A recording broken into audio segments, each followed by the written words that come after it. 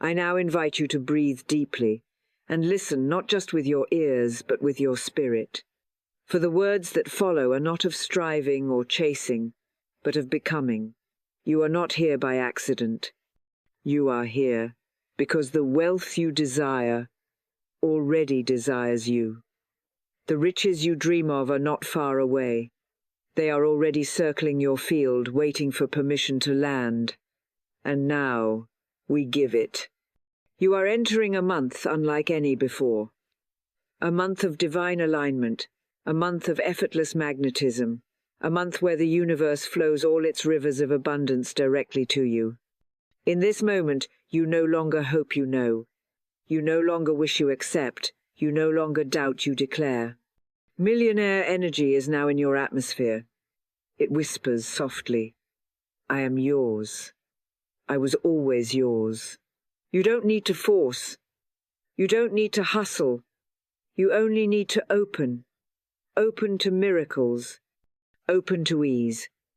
Open to a wealth that pours in like the morning sun, warming every corner of your life.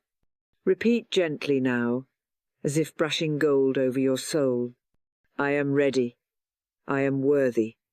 I am aligned. This is my month. This is my miracle. This is the moment money becomes my friend. And so it is. I now invite you to breathe deeply and listen not just with your ears but with your spirit. For the words that follow are not of striving or chasing, but of becoming. You are not here by accident. You are here because the wealth you desire already desires you. The riches you dream of are not far away. They are already circling your field, waiting for permission to land. And now we give it. Let your breath soften. Let your shoulders drop. Let your heart open like a flower kissed by sunlight. You are not in a rush. You are not in a race. There is no competition, only creation. There is no fear, only faith. And you are safe in the knowing that what is yours is already yours. You are entering the sacred silence where miracles are made. You are walking into the quiet place where your word becomes law. You speak, and the universe listens. You declare, and the doors begin to open. You align, and everything starts to move. Everything begins with stillness. Wealth responds to calm. Money comes to the mind that is not afraid, not hurried, not chaotic, but peaceful, expectant, ready. You are that peace. You are that calm. You are that open space where abundance loves to live. You are the resting place of miracles. The more you relax, the more you receive. The more you let go, the more flows in. The more you quiet your mind, the more clearly you hear the voice of divine guidance, and that voice is leading you now to prosperity, to wisdom, to increase in all things. You do not need to figure it all out. You do not need to push against time. You do not need to calculate or force. You only need to breathe. You only need to believe. You only need to say yes. Yes to more. Yes to wealth. Yes to becoming who you were always meant to be. Say yes again, softly, tenderly. Say yes as a whisper to the universe, and feel it whisper back. Yes, you are chosen. Yes, you are blessed. Yes, you are ready. Let these words soak into your skin like golden sunlight. Let every cell in your body remember, abundance is your birthright. Prosperity is your rhythm. Receiving is your natural state. You are not a beggar of money, you are a bringer of wealth. You do not have to knock on closed doors. Divine timing opens every door for you. You do not chase. You attract. You do not doubt. You declare. You do not fear. You flow. And now, with every breath, let the old fade. Let the doubts melt. Let the fears dissolve. Let the past be past. You are no longer the version of you that hoped. You are the version of you that knows. You are the version of you that becomes. You are the version of you that receives. Let it be easy. Let it be gentle. Let it be now. Let it be now. Let it be gentle. Let it be easy. You are not asking for something impossible. You are remembering what is already yours. You are not chasing a dream. You are aligning with your truth.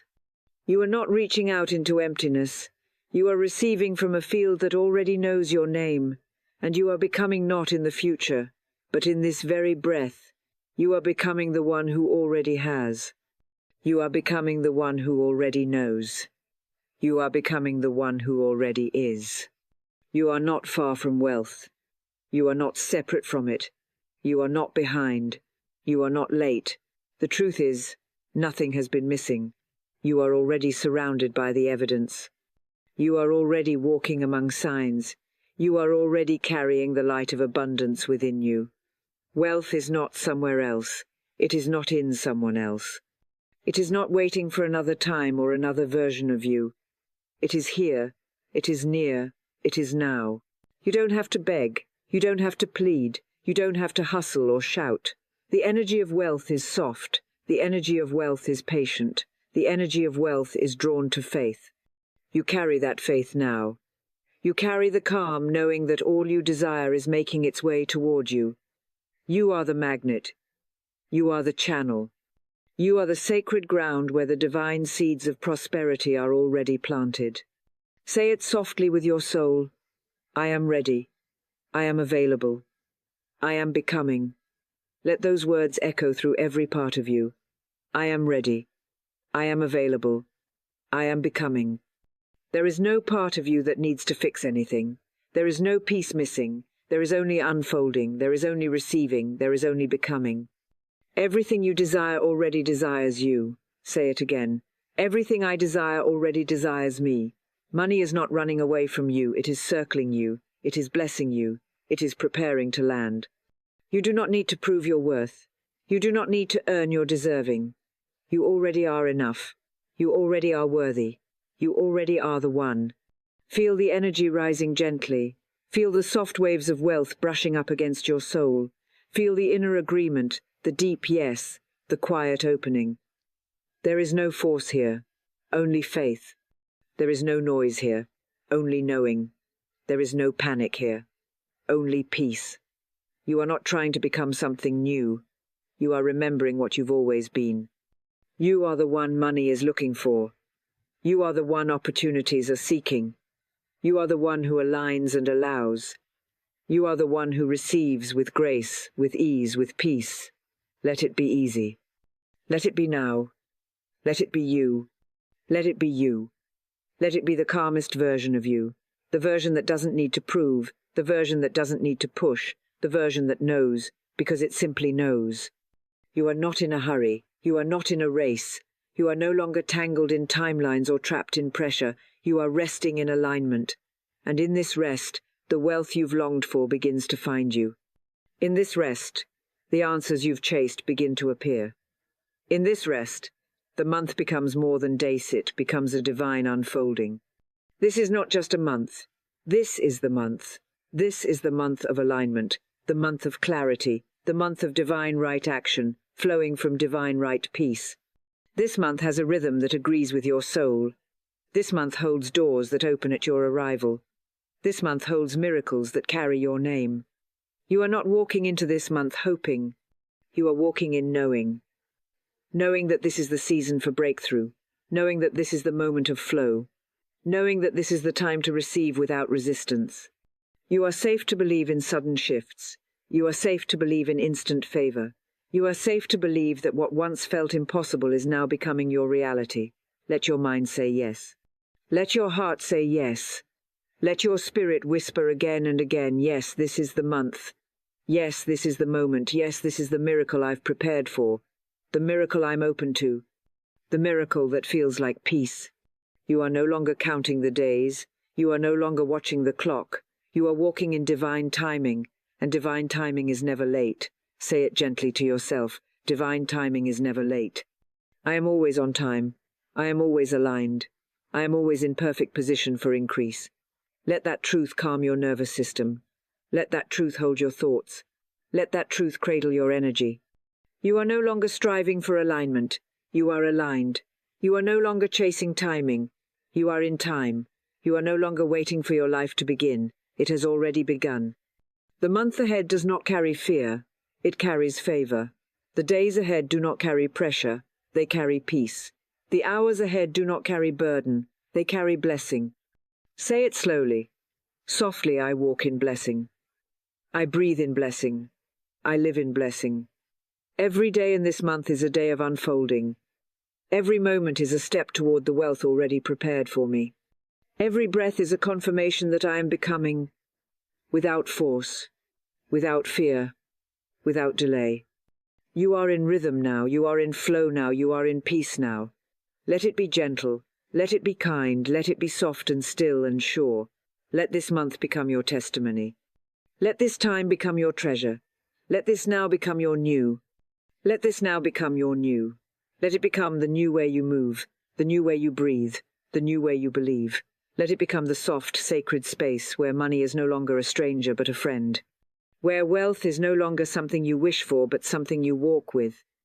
You are no longer separate from the energy of receiving. You are no longer disconnected from the rhythm of abundance. You are no longer waiting for the moment because this moment is already it. Millionaire energy is not loud. It is not rushed. It is not tense. Millionaire energy is steady. It is peaceful. It is sure.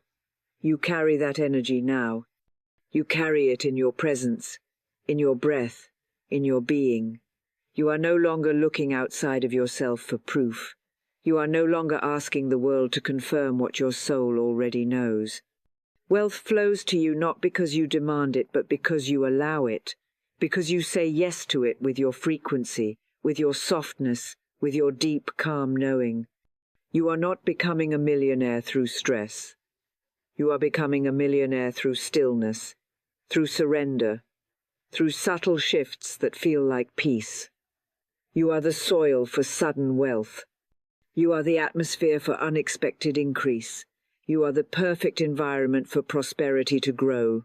Say it slowly, I am the soil. I am the space. I am the receiver. Again, I am the soil. I am the space. I am the receiver. Let those words sink in. Let them settle into your chest. Let them melt into your bones. There is nothing you need to force, nothing you need to fix, nothing you need to chase, because the vibration of ease is enough. The frequency of joy is enough.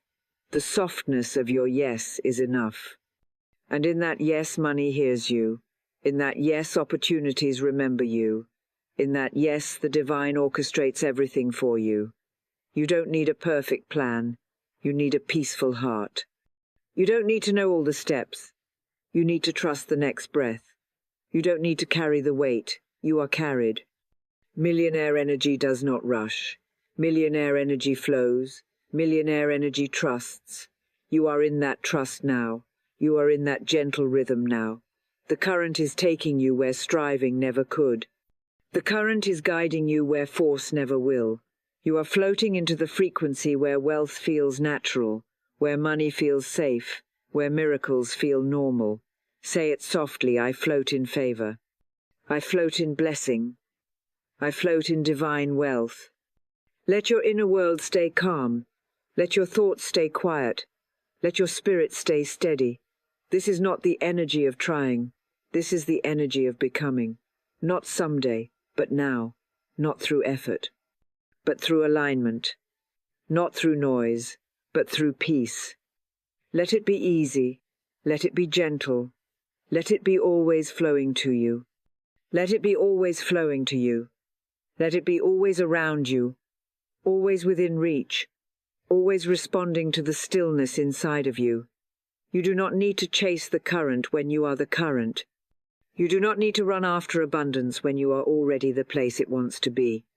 You are no longer calling it in with desperation. You are calling it in with peace, with soft certainty, with the quiet power of knowing. Say it slowly. I am the place wealth wants to rest. I am the place wealth feels safe. I am the place wealth remembers.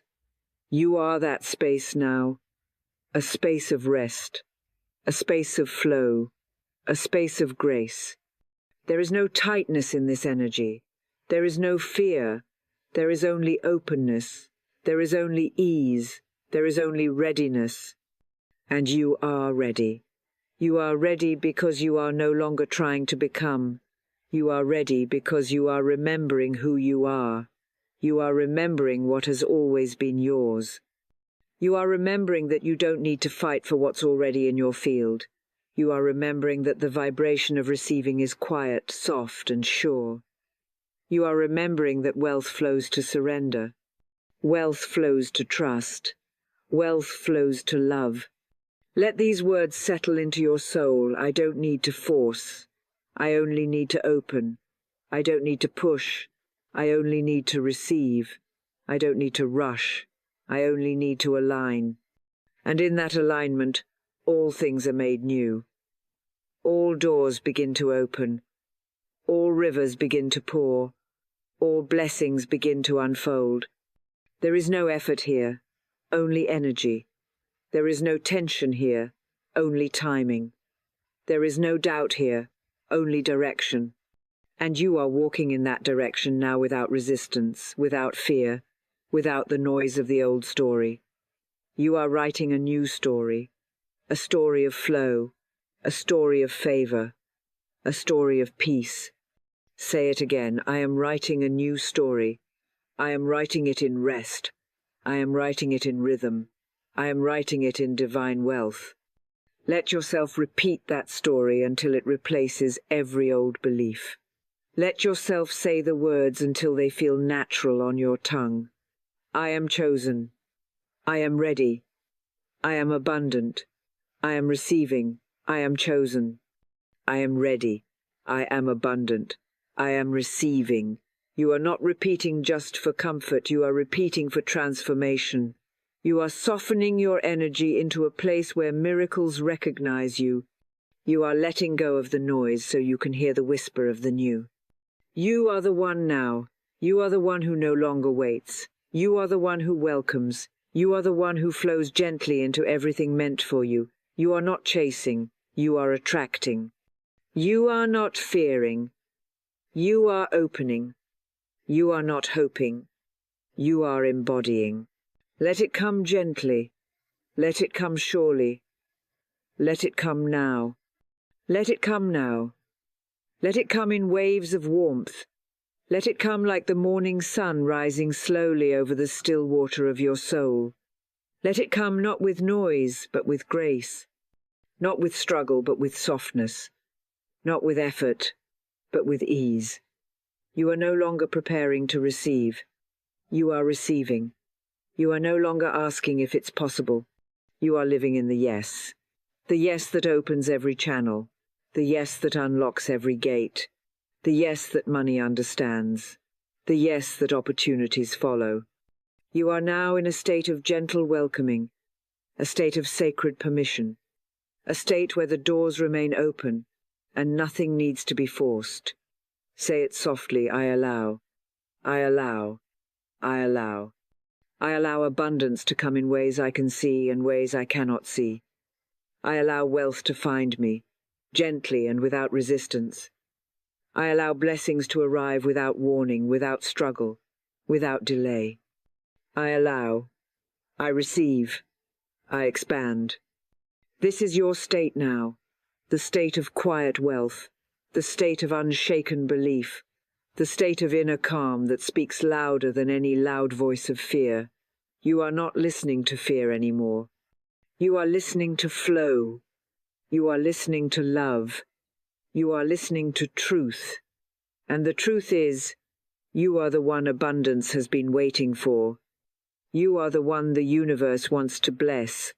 You are the one whose energy is open, clear, light, and peaceful. Let your body relax even more. Let your shoulders melt down. Let your heart soften. You are not holding everything together.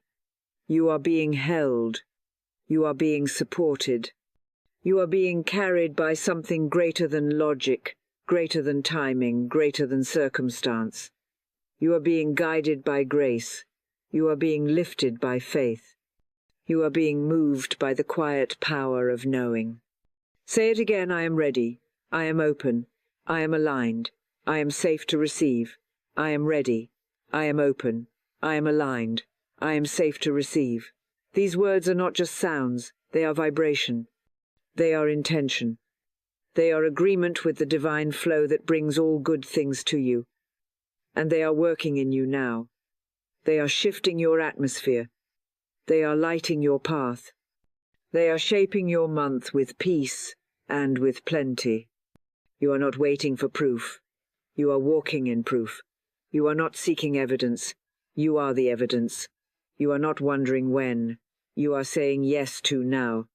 You are saying yes to joy, yes to increase, yes to simplicity, yes to grace. Let it come. Let it multiply.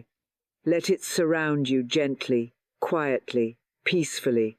Let this moment be your yes. Let this month be your shift. Let your heart stay open. Let your energy stay soft. Let your spirit stay sure. Let your spirit stay sure. Let it stay anchored in peace, anchored in trust, anchored in the knowing that what is meant for you is already making its way.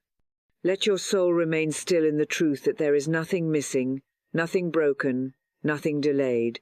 All things are unfolding gently for you now. All things are unfolding in ease, not pressure. In love, not fear. In softness, not striving. You are not pushing to make it happen. You are opening to let it happen. You are now a resting place for miracles. You are now a clear channel for abundance to move. You are now a quiet space where divine timing feels welcome. Say it softly, I am a resting place for miracles. I am a space where blessings feel safe. I am a home for wealth. I am a home for peace. Let those words echo deep within you. Let them wash over every part of your being. There is no force here. There is only flow. There is no need to perform. There is only permission to be. There is no tension in your energy. There is only surrender. And in surrender, everything aligns. In surrender, the answers find you. In surrender, the doors open without knocking. In surrender, the money arrives without fear. In surrender, the clarity comes without confusion. Say it again, I surrender to ease. I surrender to peace. I surrender to divine order. I surrender to being taken care of. Let the repetition become your rhythm. Let the softness become your strength. There is nothing left to chase. There is nothing left to prove. You are no longer trying to earn what already belongs to you. You are simply allowing it to land. You are welcoming it in. You are receiving it with quiet confidence and soft belief. You are no longer striving to attract. You are being. You are being the frequency of wealth. You are being the feeling of overflow. You are being the energy of answered prayers. Every part of you is now in agreement with abundance. Every breath you take invites more. Every moment you stay calm, you receive more. Every time you choose peace over panic, you rise higher. You rise gently, effortlessly, quietly into a new atmosphere where money comes naturally. One where wealth is normal. One where miracles are daily. Say it again, I rise gently. I rise naturally. I rise into abundance. I rise into favor. I rise into the life that is already mine. You are now flowing in alignment. You are now anchored in truth. You are now living from the inside out. And the inside is calm. The inside is clear. The inside is faithful. The inside is open. And from that space, you call in everything.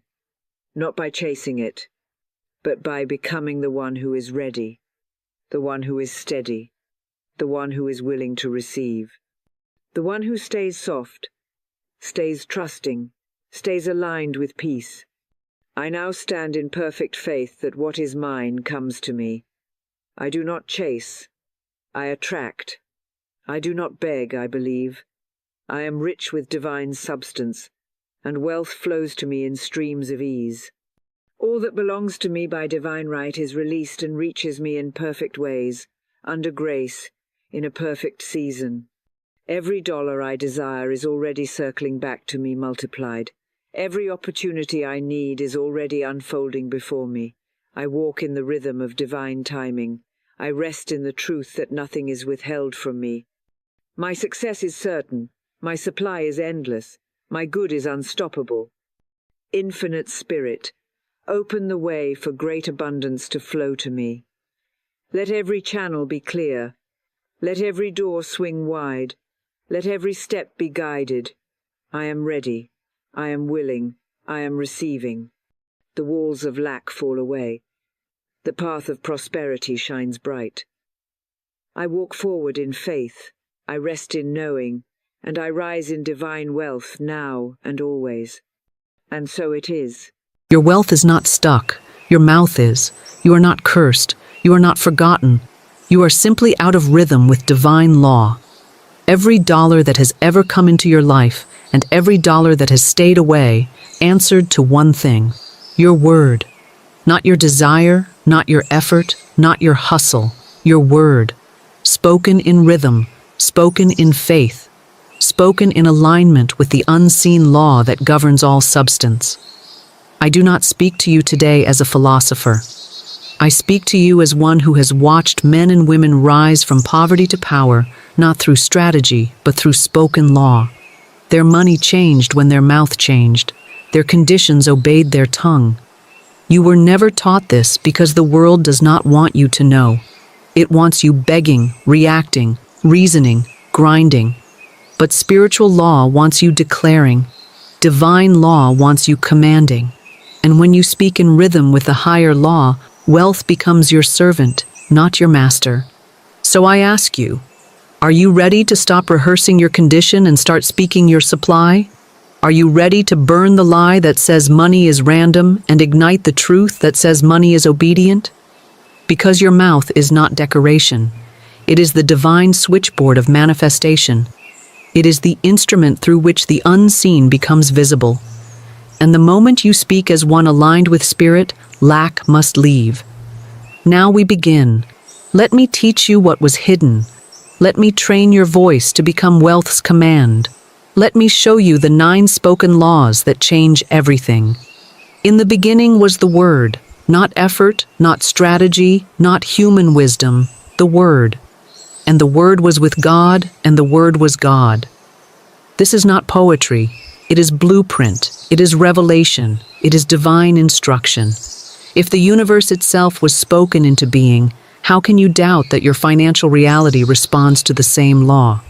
You are not separate from the source. You were created in the image of the Creator, and to be made in that image is to possess the power to speak form into existence. You have spoken your world into its current condition, and the great tragedy is not that your voice is weak, but that it has been undirected. You have declared struggle while hoping for overflow. You have cursed your bank account while praying for increase. You have repeated phrases like, "It's never enough," and "I don't know how I'll make it," and you wonder why divine substance has stayed locked behind the veil. But spiritual law does not negotiate. It fulfills what you speak. It multiplies what you repeat. It delivers not what you want, but what you say with conviction.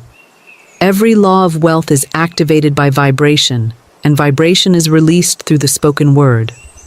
When you speak, you are not making noise. You are issuing spiritual commands. You are instructing your subconscious. You are setting creative power in motion. And that power obeys, not your effort, not your emotions, not your theology, your word. When it is spoken with rhythm, spoken with faith, spoken with authority, it becomes law. This is why I teach spoken truth, not whispered hope. This is why I instruct you to speak aloud, daily, rhythmically. Because your voice is not for communication alone, it is for creation. Until your word changes, your world cannot. You may believe the truth in your heart, but until you speak it into the ethers, the law remains dormant. Heaven moves on vibration, not silence. You were never taught this because the world prefers you silent.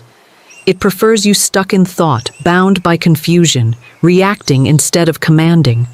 But you are not here to be a beggar at the gate of wealth.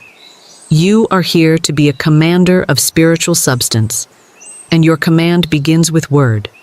So now I will teach you what they hid from you. I will show you how to speak with power, with rhythm, with faith.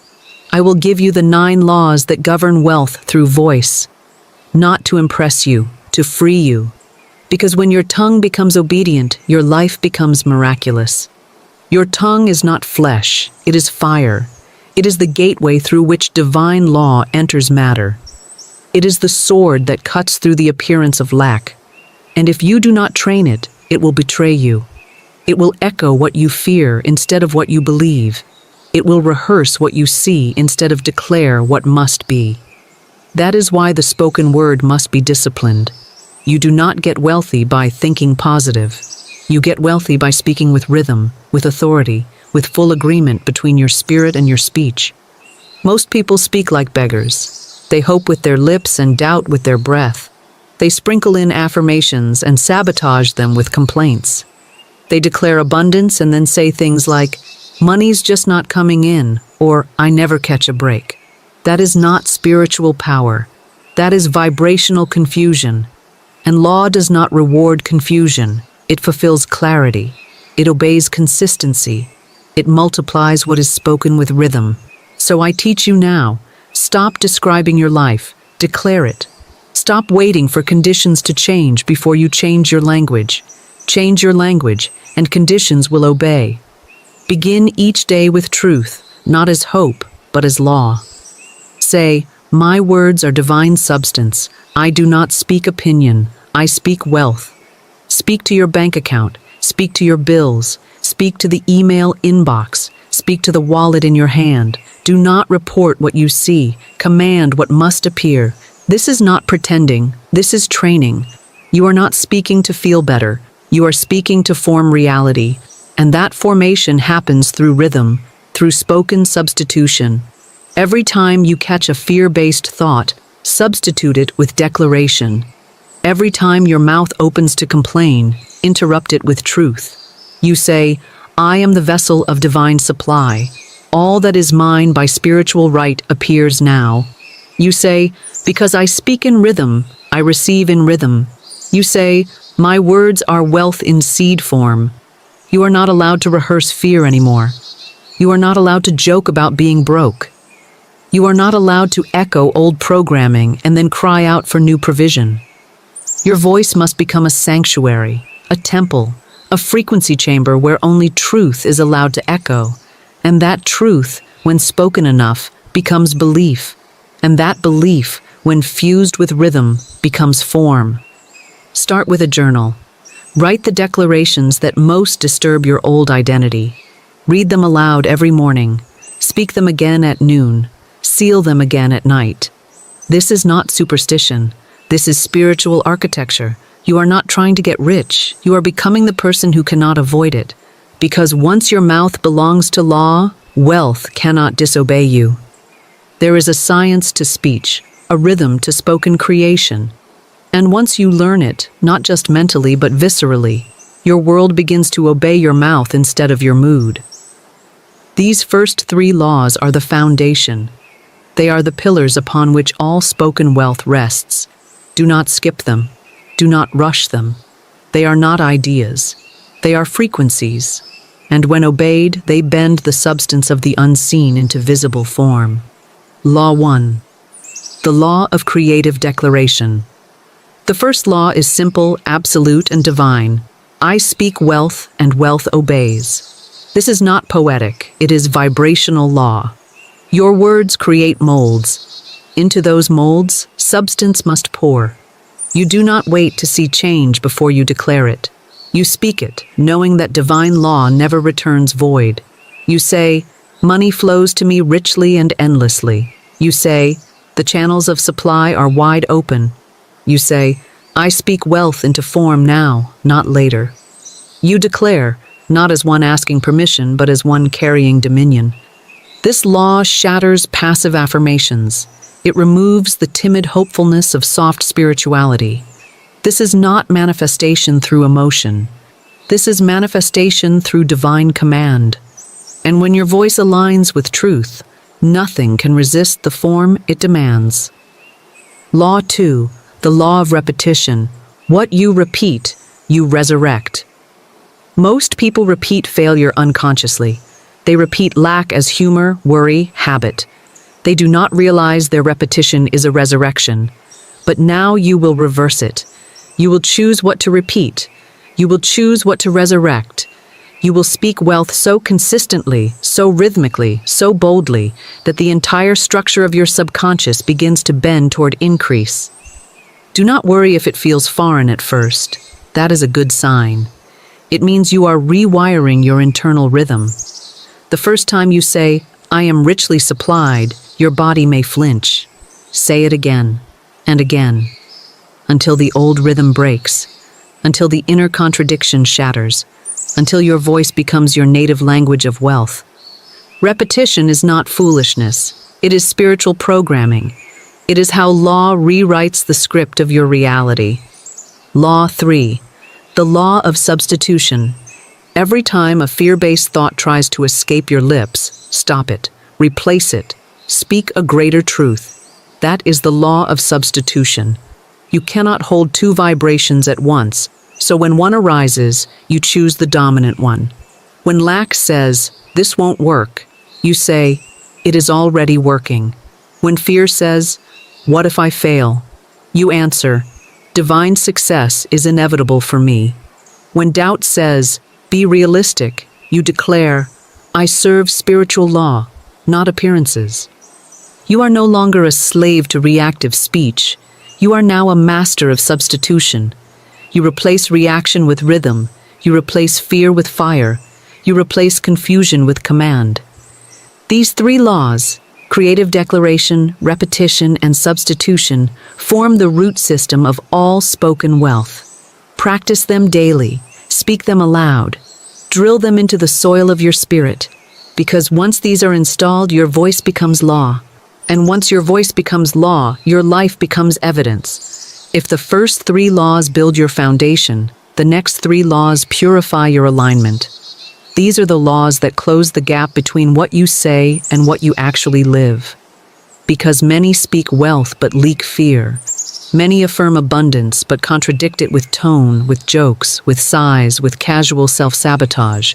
But spiritual law is exact. It multiplies signal, not intention. If your signal is fractured, your harvest is scattered. These three laws bring your vibration into agreement so that when you speak, your whole being becomes the command. Law 4, the law of non-contradiction. You cannot bless and curse with the same tongue. You cannot affirm abundance in the morning and gossip about bills in the afternoon. You cannot speak prosperity and joke about being broke. The universe does not read your sincerity. It reads your rhythm. It reads what you say most consistently, not what you mean to say.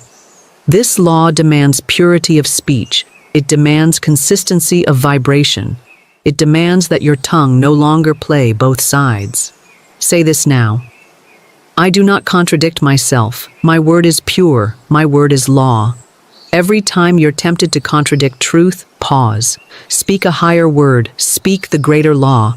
You are no longer rehearsing both faith and fear. You are choosing a side, and because you choose truth, your reality will reflect only truth.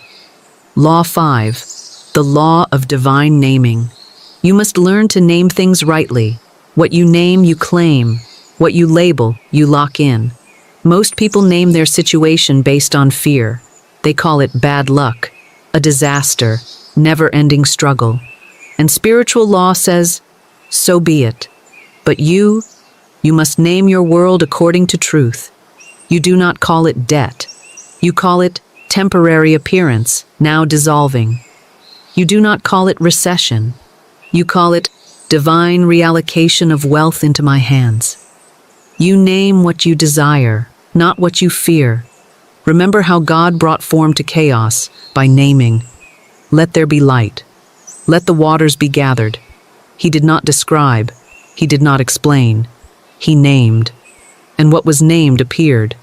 This law is yours to walk in. Speak it. I name what must appear. I name supply into visibility. I name myself wealthy. and so I become.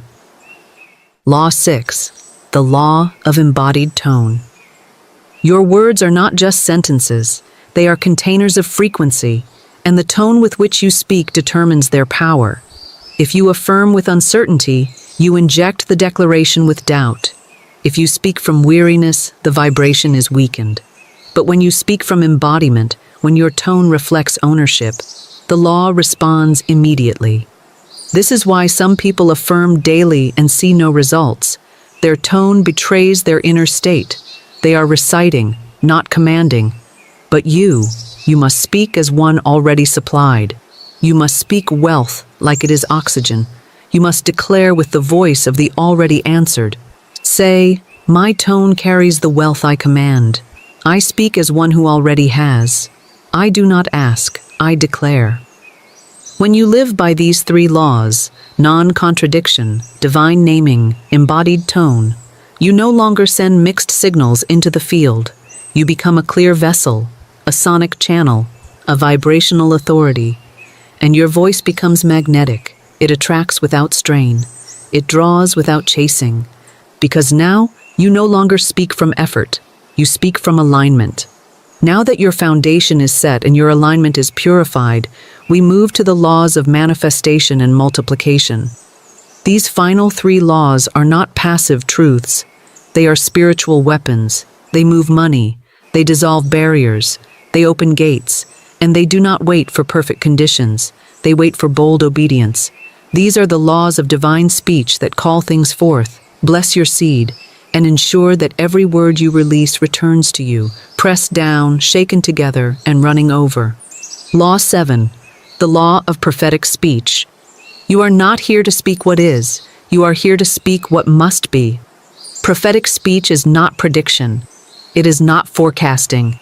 It is authoritative command over the unseen. You do not speak based on your emotions. You speak based on divine law. You speak to create, not to react.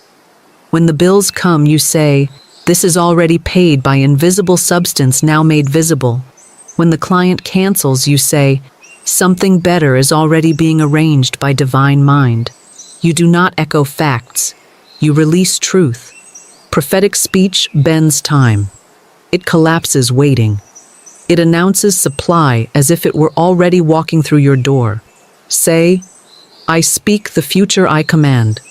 I call forth what belongs to me now.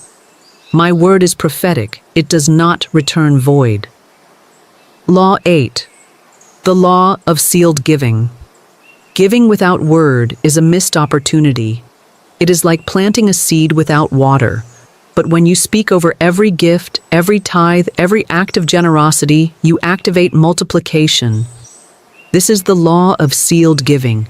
You do not drop $1 in silence. You do not transfer money without rhythm. You say, this seed is blessed.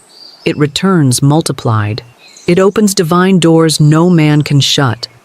This is not superstition. It is spiritual math. Every gift, when sealed with word, becomes a divine transaction, and law does not ignore a spoken tithe. It records it, it honors it, it increases it. Even when you give small, give boldly. Say, even my smallest seed carries infinite power because I speak over it. Law 9, the law of return. Every word you release is a boomerang. It leaves your lips and returns with form. You speak peace, it returns as clarity. You speak wealth, it returns as opportunity. You speak multiplication, and law rushes to obey. The law of return is absolute. It does not choose sides. It does not hesitate. It fulfills your frequency. If you speak in doubt, it returns delay. If you speak in certainty, it returns acceleration. Say, what I speak returns to me multiplied, pressed down, and overflowing.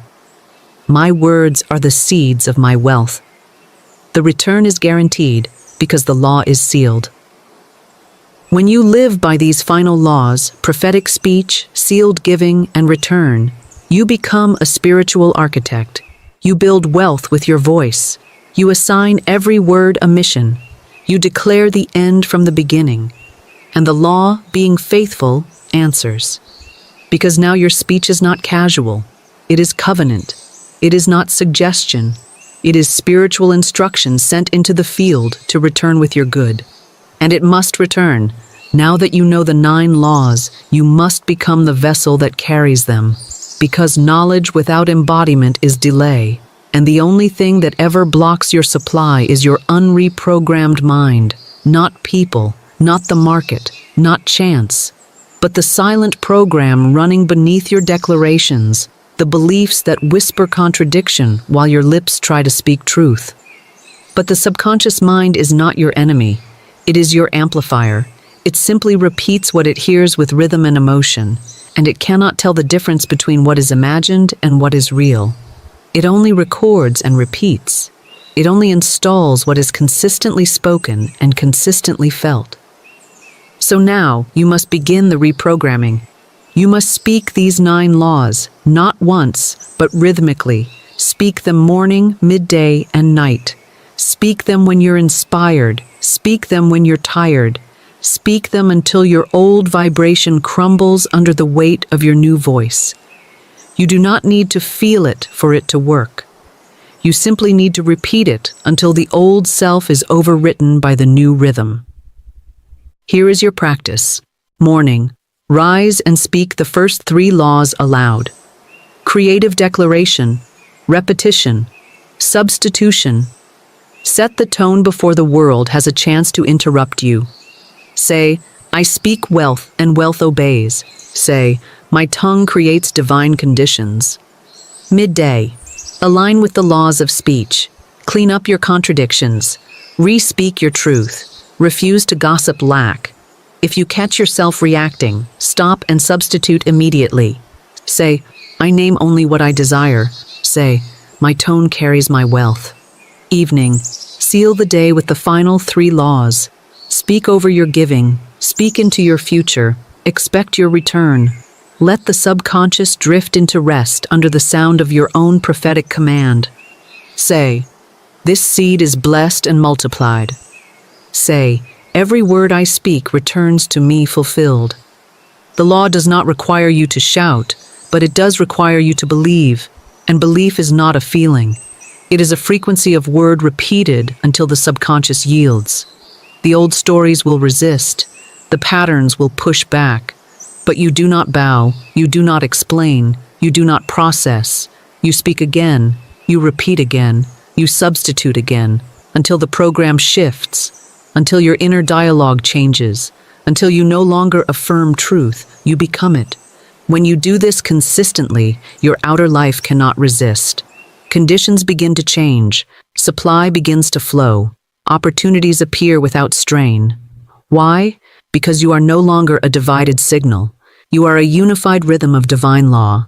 This is not a trick. This is not a hack. This is spiritual reprogramming through rhythmic speech. And once it is installed, it becomes your atmosphere. Because now, wealth does not just visit you. It lives in your voice. You have heard the laws. You have felt the vibration. You have seen the structure behind your spoken word. But knowledge without command is still delay. Revelation without ritual is still unused power. And so now I give you this challenge, not as punishment, but as preparation. If you are ready to walk as the commander of wealth, then you must speak as one. You must live as one. You must act as one. Because wealth is not waiting on your worthiness, it is waiting on your command. Here is your challenge.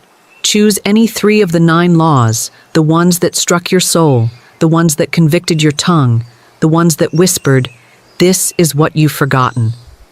Then, for 7 days, speak those 3 laws aloud 7 times a day. Not to impress God, not to manipulate money, but to build vibrational momentum so exact, so undeniable, that reality itself must rearrange in your favor. Create a decree. Write it by hand. Post it where your eyes can't avoid it. Read it aloud at sunrise. Speak it in the middle of the chaos. Declare it over your wallet, your phone, your schedule, your bank accounts. Let your voice baptize everything you touch in the vibration of truth. Let your sound become a sword that cuts through the illusion of delay. And when resistance comes, and it will, Do not fold. Do not ask for confirmation. Do not check the numbers. Do not inspect the fruit before the root has formed. Just speak again. Rhythm is the secret. Rhythm is the law. Rhythm is the portal through which substance takes shape. Say this now with me. I do not describe my life, I declare it. I do not wait for wealth, I call it forth. I am not hoping for breakthrough, I am commanding substance. Stop trying to be ready, be rhythmic. Stop trying to feel powerful, be obedient. The vibration doesn't need your mood, it needs your mouth. This is not theory. This is not motivation. This is not a pep talk wrapped in scripture. This is spiritual law, and it is waiting to be obeyed. You've asked, when will it come? The answer is, when you speak and do not stop speaking. When you declare and do not retreat. When you plant the same word over and over until the harvest is inevitable. The angels are listening. The field is open. The substance is moving. But it's not your desire that activates it. It's your voice. So rise now. Choose your 3 laws. Speak them daily. Seal your giving. Subtract your contradiction. Embody your tone and return to the rhythm again and again until the spoken word becomes the spoken wealth. You are no longer available for scarcity. You are no longer rehearsing limitation. You are no longer waiting for the world to agree, because you have decided, and once you decide in law, creation obeys. Now let us engrave it. Let us seal the vibration with rhythm. Let us program your field with fire. These are not affirmations to soothe the ego. These are declarations to restructure the invisible. This is your sword. This is your rhythm. This is your spiritual economy rewritten by the power of your voice. Say aloud with power, my voice creates wealth. I do not wonder. I do not wish. I declare, and it is done. Every word I speak is a seed of increase. I sow in rhythm. I reap in rhythm. There is no delay in law. I do not echo lack, I command supply. My tongue is no longer available for fear. It speaks only what aligns with truth. I tithe with word, I give with command, I receive with authority. Every seed is sealed in speech, every return is guaranteed by law. My tone carries the frequency of wealth. I speak as one already supplied, I declare as one already filled. Because I obey the laws of spoken wealth, money cannot ignore me. Not sometimes, not maybe, never again. I speak and law responds. I declare and doors open. Again, say it. Because I obey the laws of spoken wealth, money cannot ignore me. Feel that. Let it register in your bones. Let it replace the old language of lack. Let it rise through your blood like a new covenant. Speak it when you wake. Speak it when you forget. Speak it when doubt knocks. Speak it until your frequency becomes undeniable. You are not repeating to convince yourself. You are repeating to program creation. The field responds to rhythm, and rhythm is the final form of faith. Now, seal it. Let your final decree echo through the atmosphere. I am the voice of wealth, and I cannot be silenced. If this message ignited something in your soul, if it called out the part of you that always knew wealth was spiritual, always felt your words carried fire, always sensed that lack was a lie, then do not leave this moment untouched. Don't let it pass like another teaching. Let it mark you. Let it shape you. Let it become your new covenant with divine law. Comment below the one law that pierced your old rhythm the most, the one you were never taught, but now will never forget. Was it the law of creative declaration? Was it the law of embodied tone?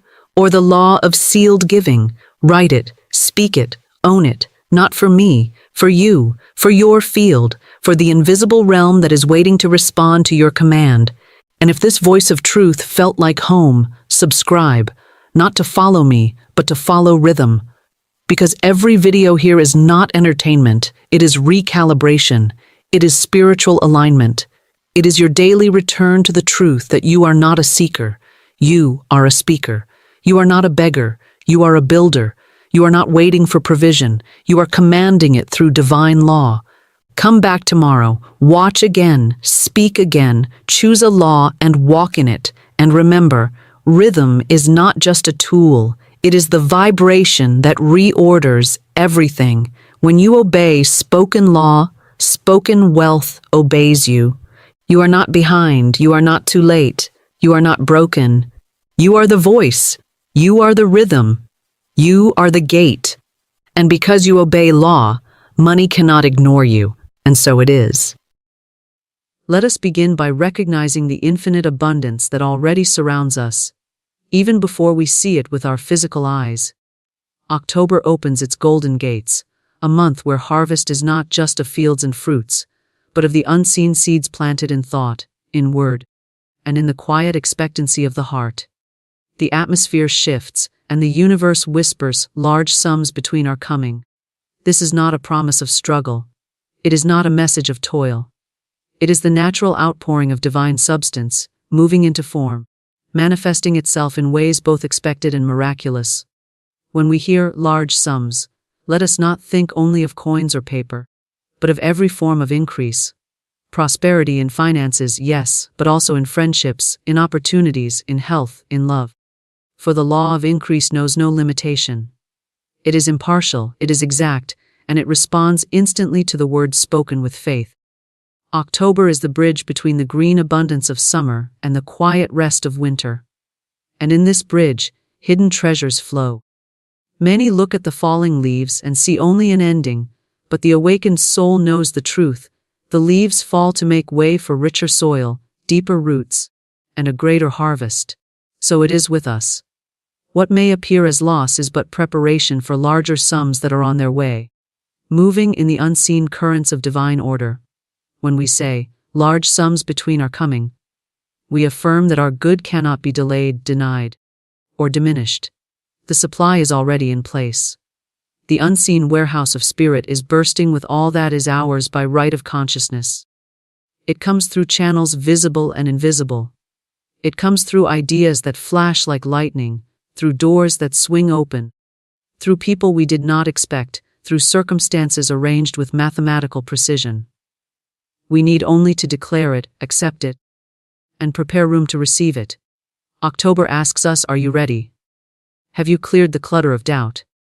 Have you swept aside the shadows of fear? For where doubt resides, there is no room for the new sums that press to come forth.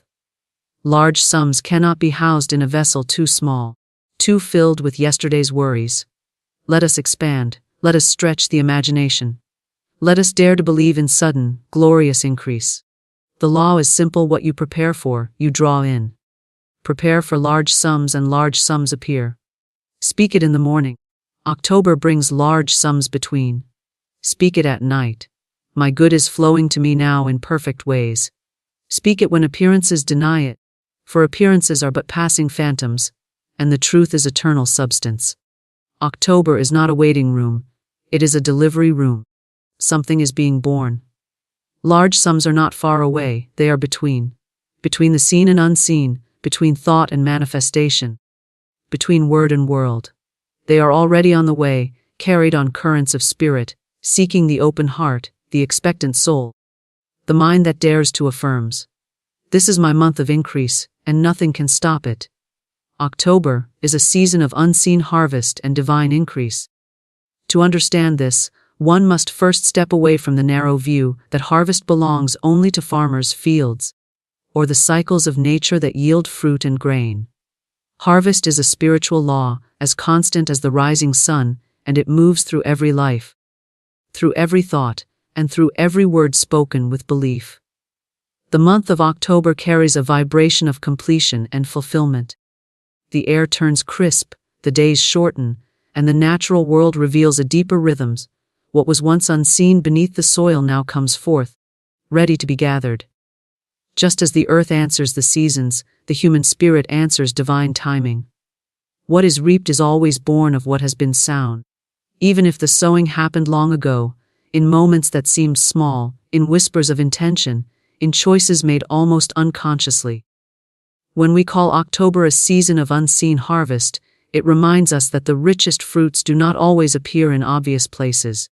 The unseen harvest is the unfolding of prayers long spoken, the arrival of answers that have traveled invisibly, the increase that begins in the invisible realms before stepping into the visible. Faith teaches us that the unseen is often the most real, for all form begins as formless substance. Just as a seed germinates beneath the soil where no eye can follow, so too do the seeds of thought, affirmations, and inner conviction sprout in silence, hidden from the surface view, until the perfect season brings them forth in manifestation.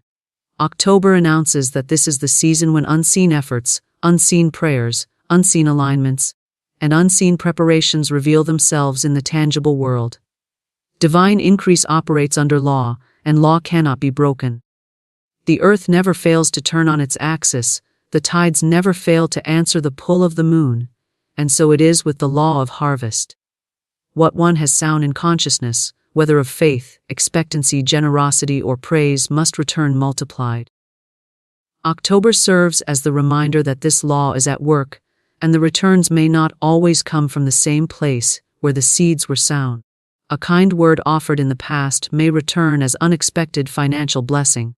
A moment of forgiveness may come back as a new door opened in career or opportunity. The unseen harvest is not bound by the rules of human logic, for divine increase flows through infinite channels.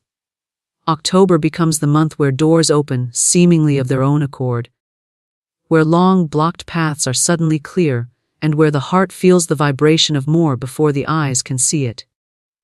When we speak of divine increase, it is not to say that October suddenly invents abundance, for abundance is eternal and ever-present. Divine increase is the movement of that eternal substance into visible, usable, practical form. It is not the creation of something new, but the unveiling of what was already stored, waiting for the right alignment to be revealed. Increase is the nature of spirit. Life multiplies, expands, and overflows, just as the harvest of one seed of corn becomes hundreds of kernels. The law of increase assures us that one right thought held in faith produces more than its measure. One right word spoken in conviction returns with multiplied force. One act of gratitude unlocks a river of more to be grateful for. October is the season when this multiplication quickens, when the unseen harvest ripens, and when divine increase presses to reveal itself. To live in harmony with this truth, one must cultivate expectancy. Expectancy is the open hand, the prepared storehouse, the vessel that knows without question that what was planted will come forth.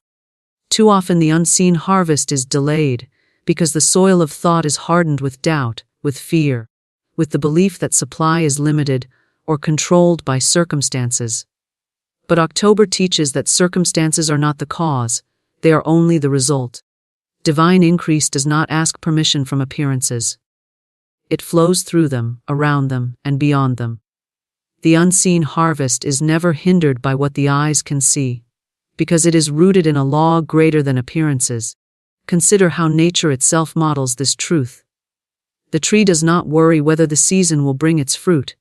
It stands rooted, it draws nourishment, it trusts the unseen processes within its branches and leaves.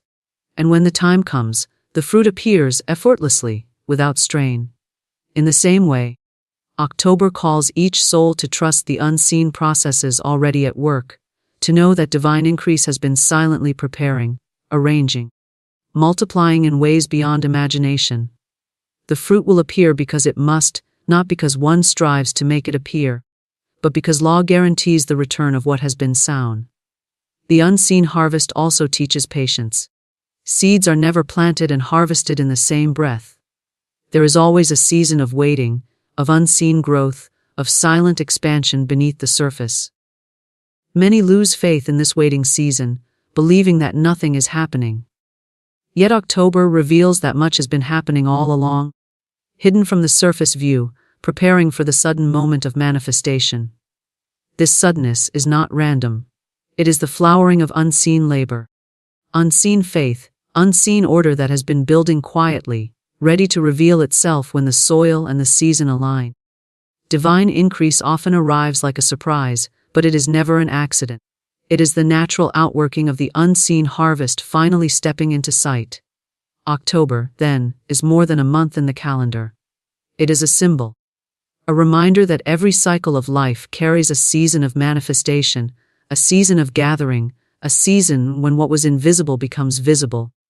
To call it a season of unseen harvest and divine increase is to affirm that what has been prepared in silence is ready to show itself in substance.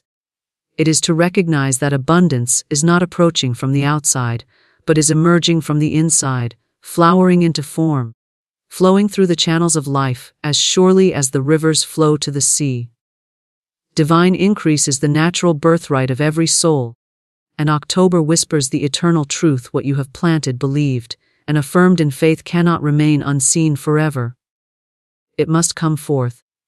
For this is the season where the unseen harvest reveals its abundance and divine increase becomes visible in ways that exceed all expectation. Large sums signify abundance in every form, not only money.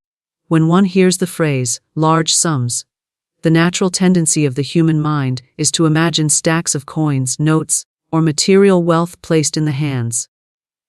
Yet to limit the meaning of large sums to money alone is to misunderstand the vastness of abundance and the infinite ways in which it reveals itself. Large sums represent the overflowing of life itself, the multiplication of blessings, the increase of all things that bring joy, freedom, and fulfillment. To confine them to money is to confine spirit, and spirit cannot be confined. Large sums can be measures of time gifted back to you. When opportunities align so perfectly that what would have taken years is accomplished in days. They can be the sudden restoration of health, vitality flowing in the body where there was once fatigue or dis-ease. They can be the unexpected gift of friendship, connection, or love appearing just when the heart was ready to receive. Abundance manifests in infinite channels, and large sums describe the volume, the weight, the magnitude of the good that arrives. It is the reminder that good does not trickle in small amounts, it flows in rich, generous supply. Overwhelming the old belief in lack, overturning the thought of limitation, and proving that the universe deals not in pennies but in plenty. When one expects large sums, one must also prepare to see them in forms that stretch the imagination. The soul that prays for money may receive instead a door opening into a career that brings more than wealth. It brings joy, purpose, and fulfillment. The one who longs for financial supply may suddenly be released from debts, contracts, or obligations, finding freedom rather than mere accumulation.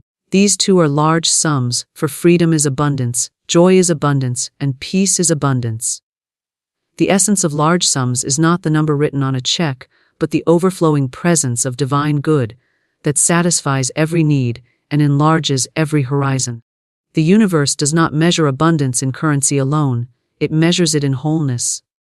One can be rich in money yet poor in peace, and such a state is not abundance. But when large sums come as wholeness, they cover every area of life, leaving no corner of existence untouched. They bring balance where imbalance once ruled, harmony where conflict once lingered, beauty where barrenness once stood. The abundance of spirit is complete, and large sums are the expression of this completeness. They remind us that no part of life is meant to be starved or lacking, for spirit does not distribute wealth in fragments, but in fullness. To recognize large sums in every form, one must cultivate the vision to see beyond appearances. A new opportunity may seem small at first, but hidden within it is a large sum of growth, experience, and expansion. A simple introduction to another person may unfold into a network of support, friendship, and partnership that changes the course of a lifetime. The large sum is often concealed within the ordinary, waiting for the eye of faith to call it what it truly is. When we declare that large sums are coming, we declare that the universe is pouring into our lives not in drops but in waves, not in fractions but in fullness, not in scarcity but in unmeasured plenty. Large sums also remind us of the law of multiplication. In nature, a single seed does not return a single seed. It returns a harvest multiplied many times over. Likewise, every right thought, every act of kindness, Every affirmation of truth is a seed planted in consciousness that must return in multiplied form. The multiplication is the large sum, the divine mathematics that expands beyond human calculation. When money is given, it returns as more than money. It may return as protection, as health, as opportunity. When time is given, it returns as ease, as alignment, as doors that open at the perfect moment. The law of multiplication ensures that nothing given in faith ever returns in the same measure. It comes back pressed down, shaken together, and running over. Abundance in every form means that large sums often arrive in ways that cannot be counted or carried in the hand, but must be felt in the heart. The peace that settles after a season of turmoil is a large sum.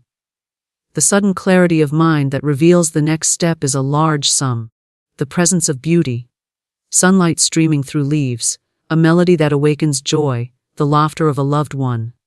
These too are sums of abundance, for they enrich the soul and lift the spirit. The universe is always giving in large sums, but it is the consciousness of the receiver that determines whether the gift is recognized or overlooked. To affirm that large sums are not only money is to free oneself from the narrow bondage of material thinking. Money is but one channel, one form, one symbol of supply. True abundance is source itself, and source is infinite.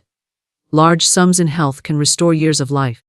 Large sums in creativity can birth inventions, art, and solutions that change the course of communities. Large sums in wisdom can solve problems that money could never touch. To recognize these is to walk in the awareness that divine increase is unlimited in expression. Large sums also reveal the generosity of the universe. If life were stingy, it would give only enough to scrape by, but life overflows. Rivers do not trickle with a drop.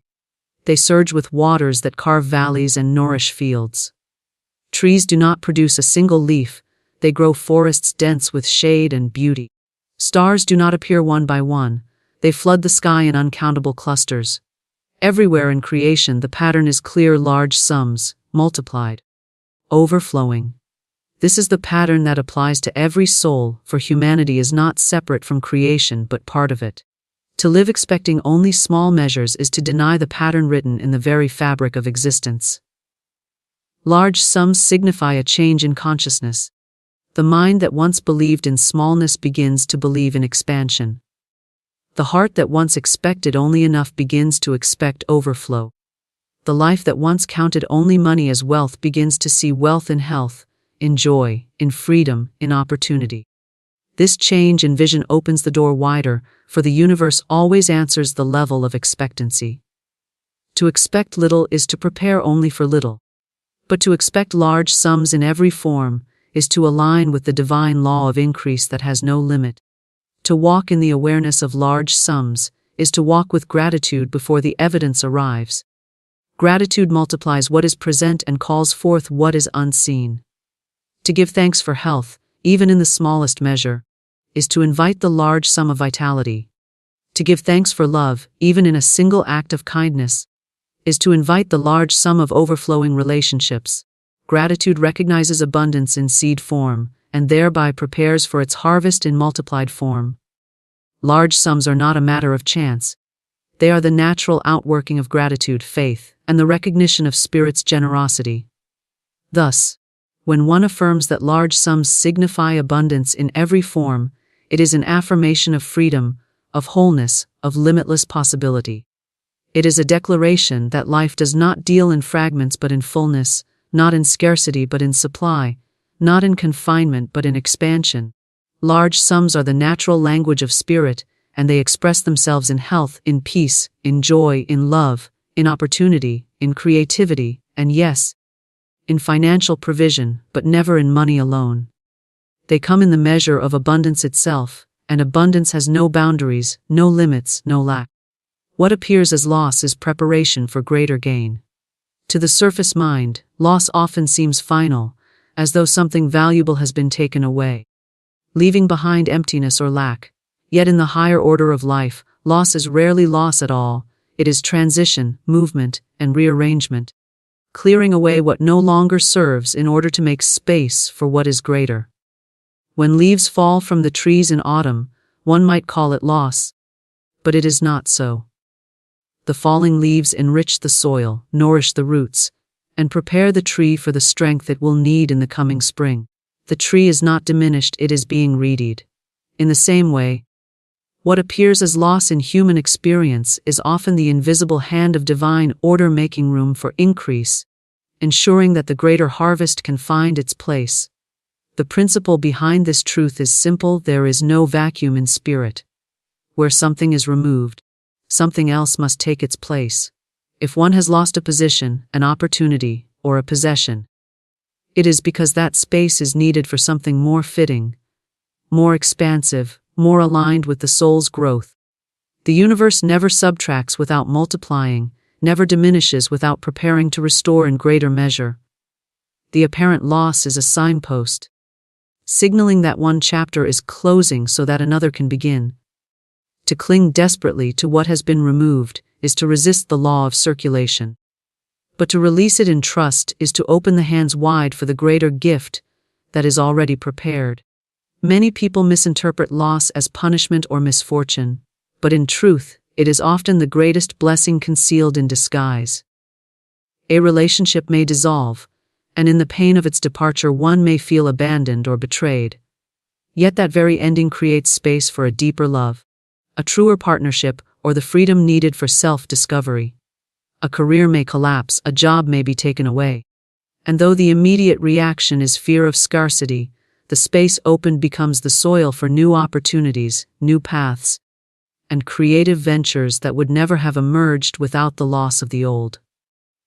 In every case, what appears as loss is but the pruning of the vine, ensuring that the fruit to come will be richer, sweeter, and more abundant.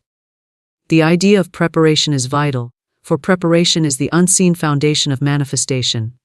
If one desires to receive large sums, greater blessings, or new opportunities, there must be room for them to land. A cup already filled cannot receive more until it is emptied. Loss, then, becomes a divine emptying.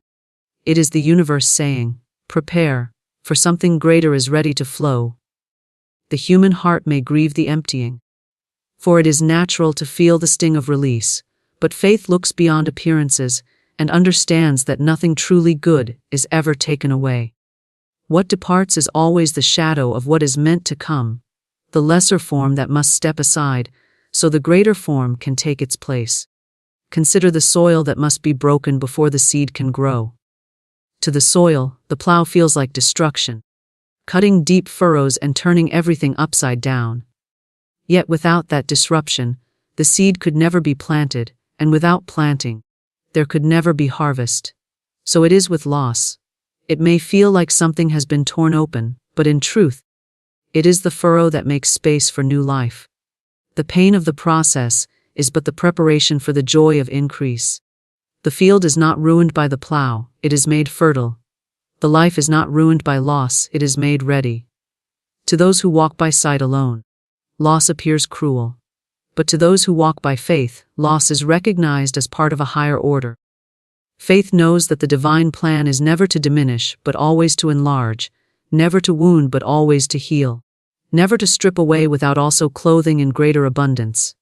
When one door closes, another must open, and often the door that shuts is the very one that has kept the soul from stepping into its true inheritance. The closed door is not an ending, but a redirection, steering the traveler to the greater path that was waiting all along. It is also important to see that loss teaches detachment. When one clings too tightly to possessions, people, or circumstances, the flow of life becomes blocked. Loss gently or forcefully reminds the soul that nothing in form is permanent, and that true security rests not in things but in source. By loosening attachment to the outer, the inner connection with divine supply grows stronger, and through that connection the greater gain arrives. What appeared to be loss has in truth removed the false foundation, so that a solid one can be laid. This is why so many can look back upon seasons of loss and declare that those very moments were the beginning of their greatest growth. Loss also reveals hidden strength. In the absence of the familiar, one discovers resilience, creativity, and capacity that were dormant before. The void left by what has gone calls forth inner resources that might otherwise have remained unused. What appears as loss becomes the crucible in which new strength is forged, and that strength itself becomes a form of gain greater than what was lost. To lose comfort is to gain courage, to lose certainty is to gain faith, to lose dependence is to gain freedom. The gain is greater because it touches the soul and not merely the surface. In the cycles of nature, loss is always temporary, always purposeful. The caterpillar dissolves into nothingness within its cocoon, a total loss of form, and yet out of that loss comes the butterfly, radiant and free. The seed loses its shape, bursts open, and disappears into the soil, yet out of that breaking comes the tree. In the same way, human life mirrors these cycles. Loss may feel like dissolution, like something has ended beyond repair. But within the process is hidden the transformation, the emergence of something more beautiful, more expansive, more aligned with the soul's purpose. To understand that what appears as loss is preparation for greater gain is to walk in peace even amid endings. It is to trust that the universe is always working toward increase, always moving toward expansion, always preparing something richer than what was before. It is to see endings not as death but as transitions, not as destruction but as rearrangement, not as punishment but as the careful clearing of ground. The greater gain is already in motion the moment the loss appears, and the soul that holds faith will one day see that nothing was ever truly lost, only transformed into something far greater. Faith and expectancy clear the way for manifestation. When the mind is heavy with doubt, fear, or the memory of past disappointments, it creates a wall that blocks the natural flow of supply. Yet when faith is present, that wall dissolves. Faith is the unseen assurance that good is already here, moving toward expression, ready to appear in tangible form. Expectancy is the outstretched hand, the open vessel prepared to receive. Together, faith and expectancy create the clear channel through which manifestation flows. For spirit cannot pour abundance into a heart that is closed with disbelief, but it rushes eagerly into the one that believes without hesitation. Faith is more than passive belief, it is active certainty, a deep inner knowing that refuses to be shaken by appearances. Appearances may show lack, emptiness, or delay, but faith declares that these are temporary shadows and not the truth of reality. Faith looks beyond the surface, beyond the evidence of the senses, and anchors itself in the eternal law of abundance. It holds fast to the conviction that good is already present, even if unseen, and that every need is already supplied in the invisible before it is visible. In this way, faith keeps the channel clear, preventing fear or despair from obstructing the flow of manifestation. Expectancy is the companion of faith, for to believe without expecting is to hold a truth without preparing for its arrival. Expectancy sets the stage, makes the room ready, creates the opening through which good can appear. It is the attitude of one who does not wonder if supply will come but knows it is coming and prepares joyfully to receive it.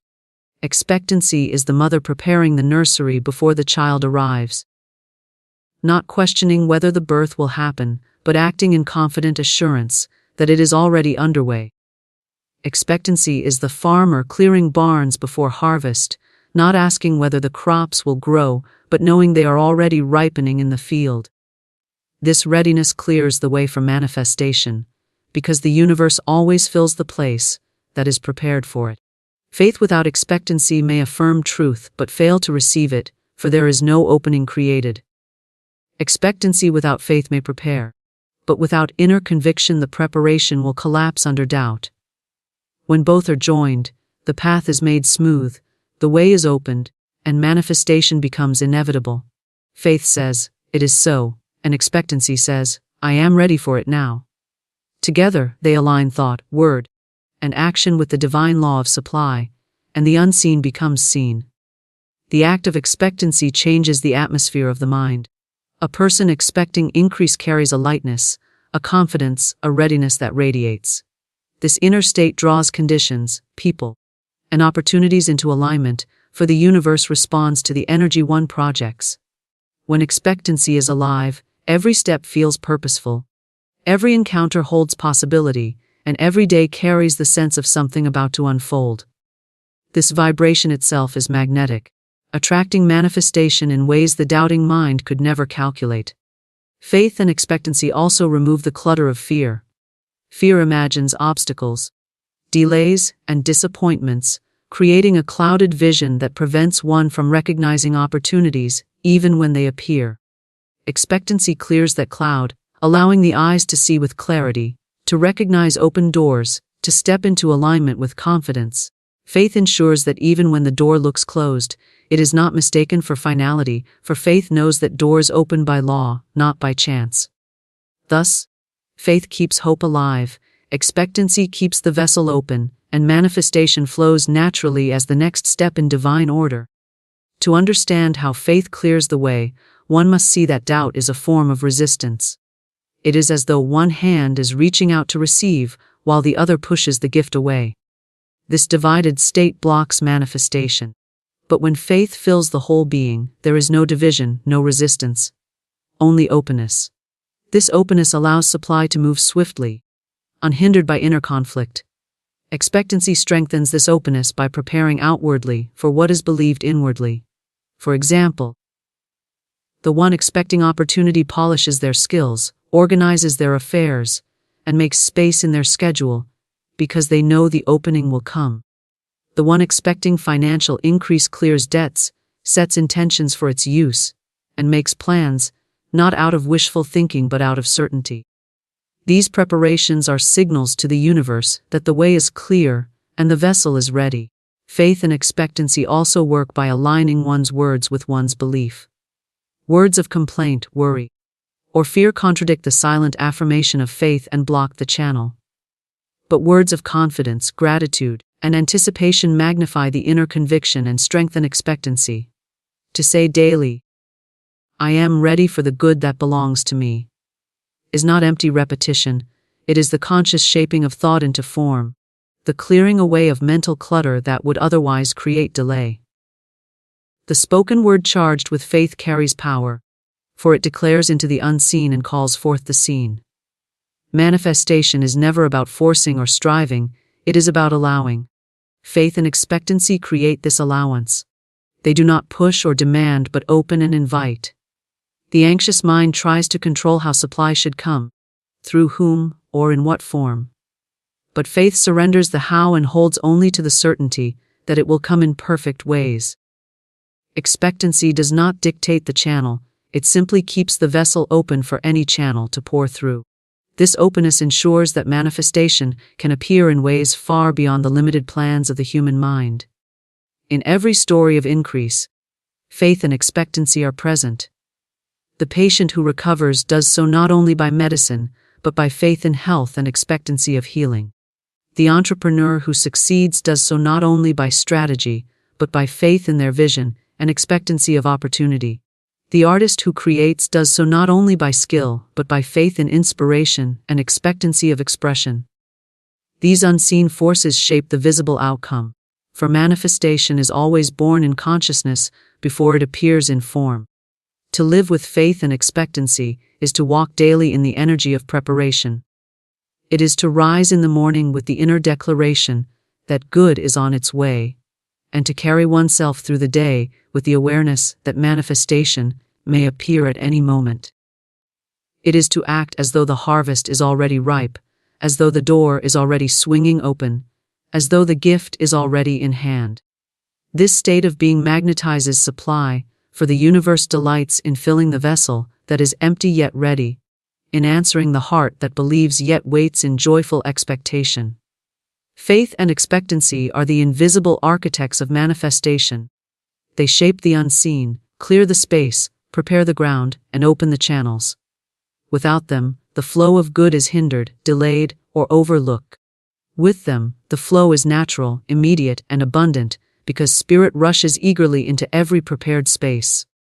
The clearer the faith, the stronger the expectancy, the swifter the manifestation.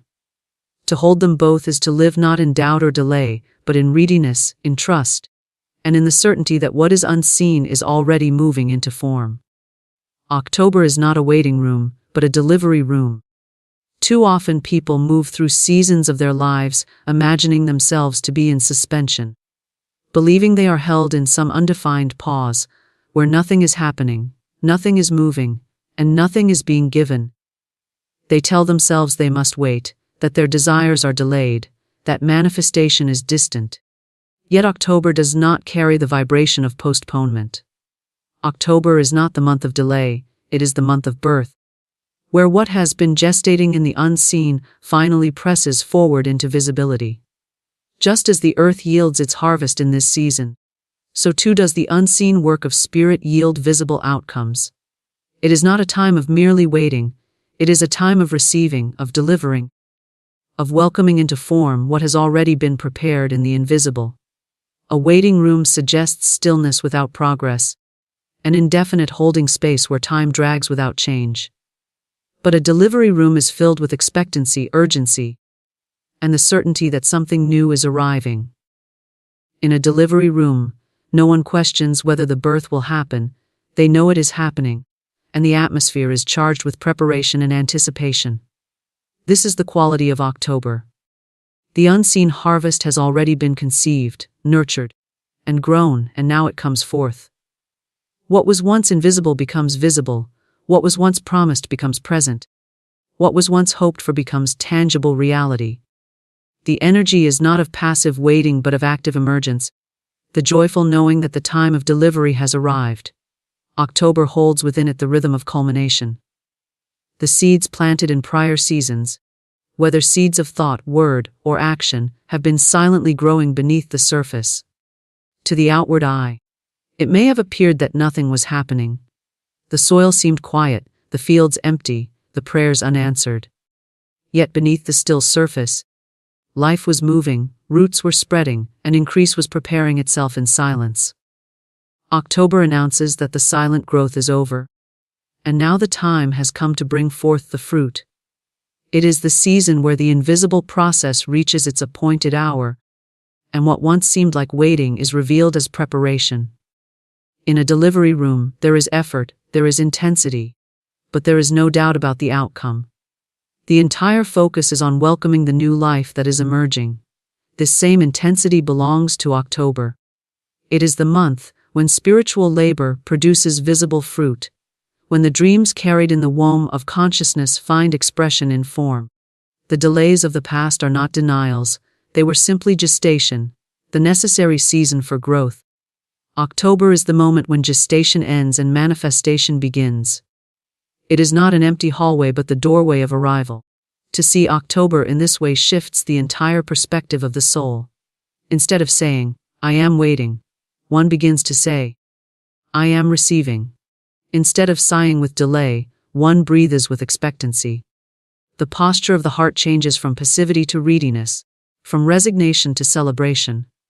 Just as a mother prepares for the child long before the birth, setting aside clothing, arranging space, and making plans, so too must the soul prepare for its harvest in October.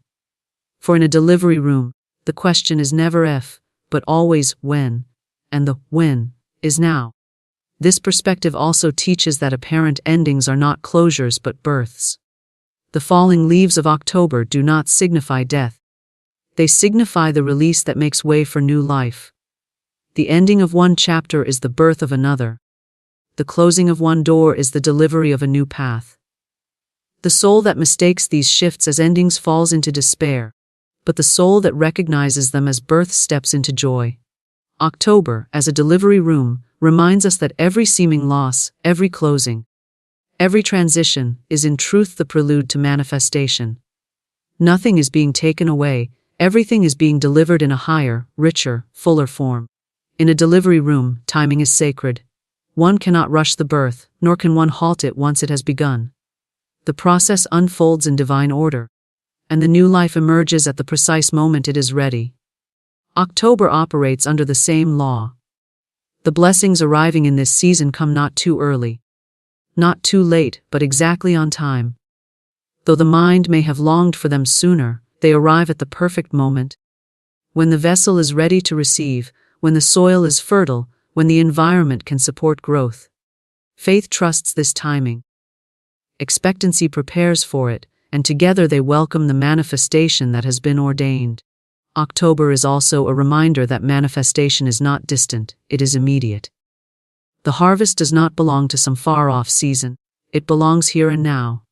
The prayers that were spoken, the affirmations declared, the visions held, have been forming in the unseen and are ready to step into sight. Just as a delivery room brings forth life into the visible world, so too does this season bring forth the invisible good into visible form. It is the transition point between spirit and matter, between promise and fulfillment, between hope and reality. There is urgency in a delivery room, but it is not anxiety. It is the urgency of readiness, the acknowledgement that the time has come, that no further delay is necessary. October carries this urgency.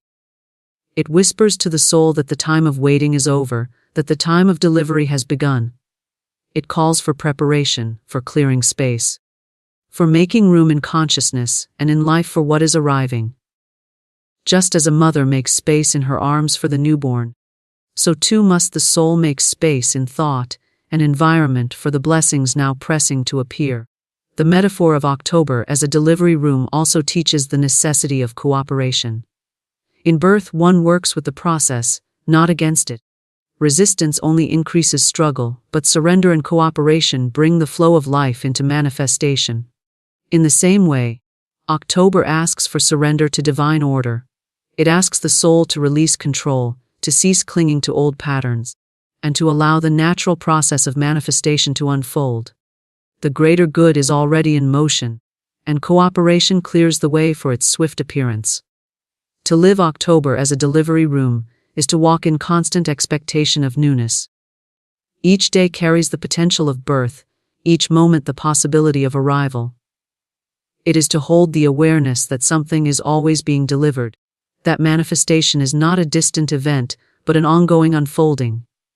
It is to know that the unseen work of spirit is always pressing into visibility, and October is the symbol of that emergence, the reminder that life is not about indefinite waiting, but about continual receiving. In this way, October teaches the eternal truth that life is not static. Nothing is held in suspension forever. What has been planted must grow. What has been nourished must bloom. What has been conceived must be born. The waiting room is an illusion created by doubt and fear, but the delivery room is the reality of divine law. October reveals this reality, showing that manifestation is already in motion, that birth is inevitable, that delivery is at hand. Beloved, money is not avoiding you, it is waiting for your vibration to call it by name. Wealth is not a distant dream, it is a living energy that responds to those who know its spiritual laws. I tell you this: money has ears, money has memory, and money has direction. And when you align yourself with divine law, money will know your name and come seeking you. Swiftly, surely, and in ways you could never imagine. Most people chase money as if it were a fugitive. They run after opportunities, they exhaust themselves in worry, they cry out, "If only I could make enough!" But money does not respond to desperation, it responds to recognition. It flows to those who understand its true nature, those who see it as energy, not master, servant, not ruler. I say to you, stop chasing what is meant to be magnetized. Stop grasping at what is designed to come to you. Money is like a well-trained messenger. If you do not call it correctly, it cannot deliver. I have taught this truth for years. Nothing is too good to be true. Nothing is too wonderful to happen. Nothing is too good to last. When you hold these words in your spirit, you begin to step into a different rhythm. The rhythm of certainty. And when your vibration shifts to certainty, money hears it. Your name rings out like a bell in the unseen, and provision begins to gather at your feet. You may say, "Florence, how can money recognize me? How can wealth know my name?" The answer is simple, beloved, through your word. Your word is a spiritual signature, a declaration that imprints itself upon the invisible. Every thought, every spoken affirmation, every word of faith you release becomes a calling card in the spiritual realm, and the universe, which is governed by exact law, delivers to you according to that signature. If your words are filled with lack, "I can't afford this," "Money never stays," "I'm always broke," then you have placed the wrong name on your spiritual account. Money does not recognize poverty's voice, it turns away. But when you speak words of faith, "I am divinely supplied. Money is my obedient servant. I call forth riches by divine right," then the flow of wealth hears your name and rushes to serve you. Beloved, the world may tell you that wealth belongs only to a chosen few, but I tell you, you are chosen. If you choose to align, the vibration of your words determines whether money passes you by or stops at your door. And today, I will teach you not only how to call money by name, but how to make it recognize and honor yours. For when you understand this law, you will no longer fear lack, no longer chase riches, no longer struggle. You will command, and it will come. Beloved one, listen carefully, for I will tell you a truth: most never see money is not avoiding you. You are unconsciously pushing it away. Wealth does not withhold itself, the soul repels it through thought, word, and vibration. The law of prosperity is precise. It does not bend to emotion, it does not pity complaint, it does not reward fear. It responds only to the confident vibration of faith and alignment. You may not realize it, but every careless word you speak is a command to the unseen. When you say, "I can't afford this," you are engraving that belief upon the ether. When you sigh, "Money never stays with me," you set in motion forces that fulfill your prophecy. When you declare, "I will always struggle," the universe bows and says, "As you wish." I have often said, your word is your wand. For every statement you make carves out the pattern of your future, and so many unknowingly wield their wand against themselves, writing poverty into their own story. A woman once came to me distressed over her finances. She worked hard, yet her money slipped through her fingers. I asked her what she often said about her life. She replied, "I always tell people I never have enough." I looked at her lovingly and said, "My dear, that is not a confession, it is a decree. You have signed your name to lack with every word. Change your signature, and wealth will begin to recognize you." She began to declare, "I am abundantly supplied. Money flows freely and joyfully to me." Within weeks, unexpected income arrived and debts were cleared. She had changed her vibration, and money, like an obedient servant, responded. Beloved, money is spiritual energy clothed in material form. It is not evil, nor is it good. It is neutral, like electricity, and it flows where it is invited, respected, and rightly named. Most souls treat money as a tyrant to be feared or a treasure to be chased.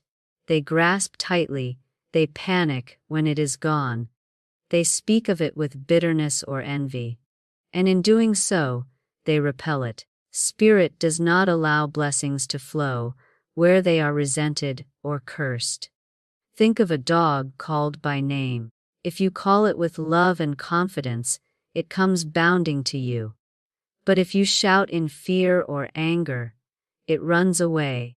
Money is like that. It responds to your vibration more than your words. Even if you speak affirmations, but your heart trembles with fear, you will block the flow. That is why prayer must be spoken with conviction, not desperation. You must also understand that self-image is tied to your wealth. If deep within you, you believe, I am unworthy, I do not deserve riches, I am meant to struggle, then no amount of effort will change your results. Spirit cannot give you what you refuse to claim. A king's child does not beg for bread, he takes his seat at the table knowing it is his birthright. You too are heir to divine abundance, but if you carry yourself as a pauper in spirit, you will live like one in form. I recall a man who confessed, Miss Shinn, I do not feel worthy of success. I told him, the feeling of unworthiness is an insult to your Creator. You were fashioned in the image of God. To deny yourself abundance is to deny His supply. He began affirming daily, I am worthy of every good and perfect gift. It is my divine right to be rich in all areas of life. As he walked in that truth, doors opened and his life transformed. His worthiness became his wealth. Another way people repel money is through envy.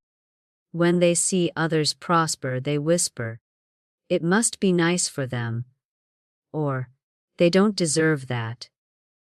But every jealous word is a curse upon their own blessing. You cannot criticize what you hope to attract.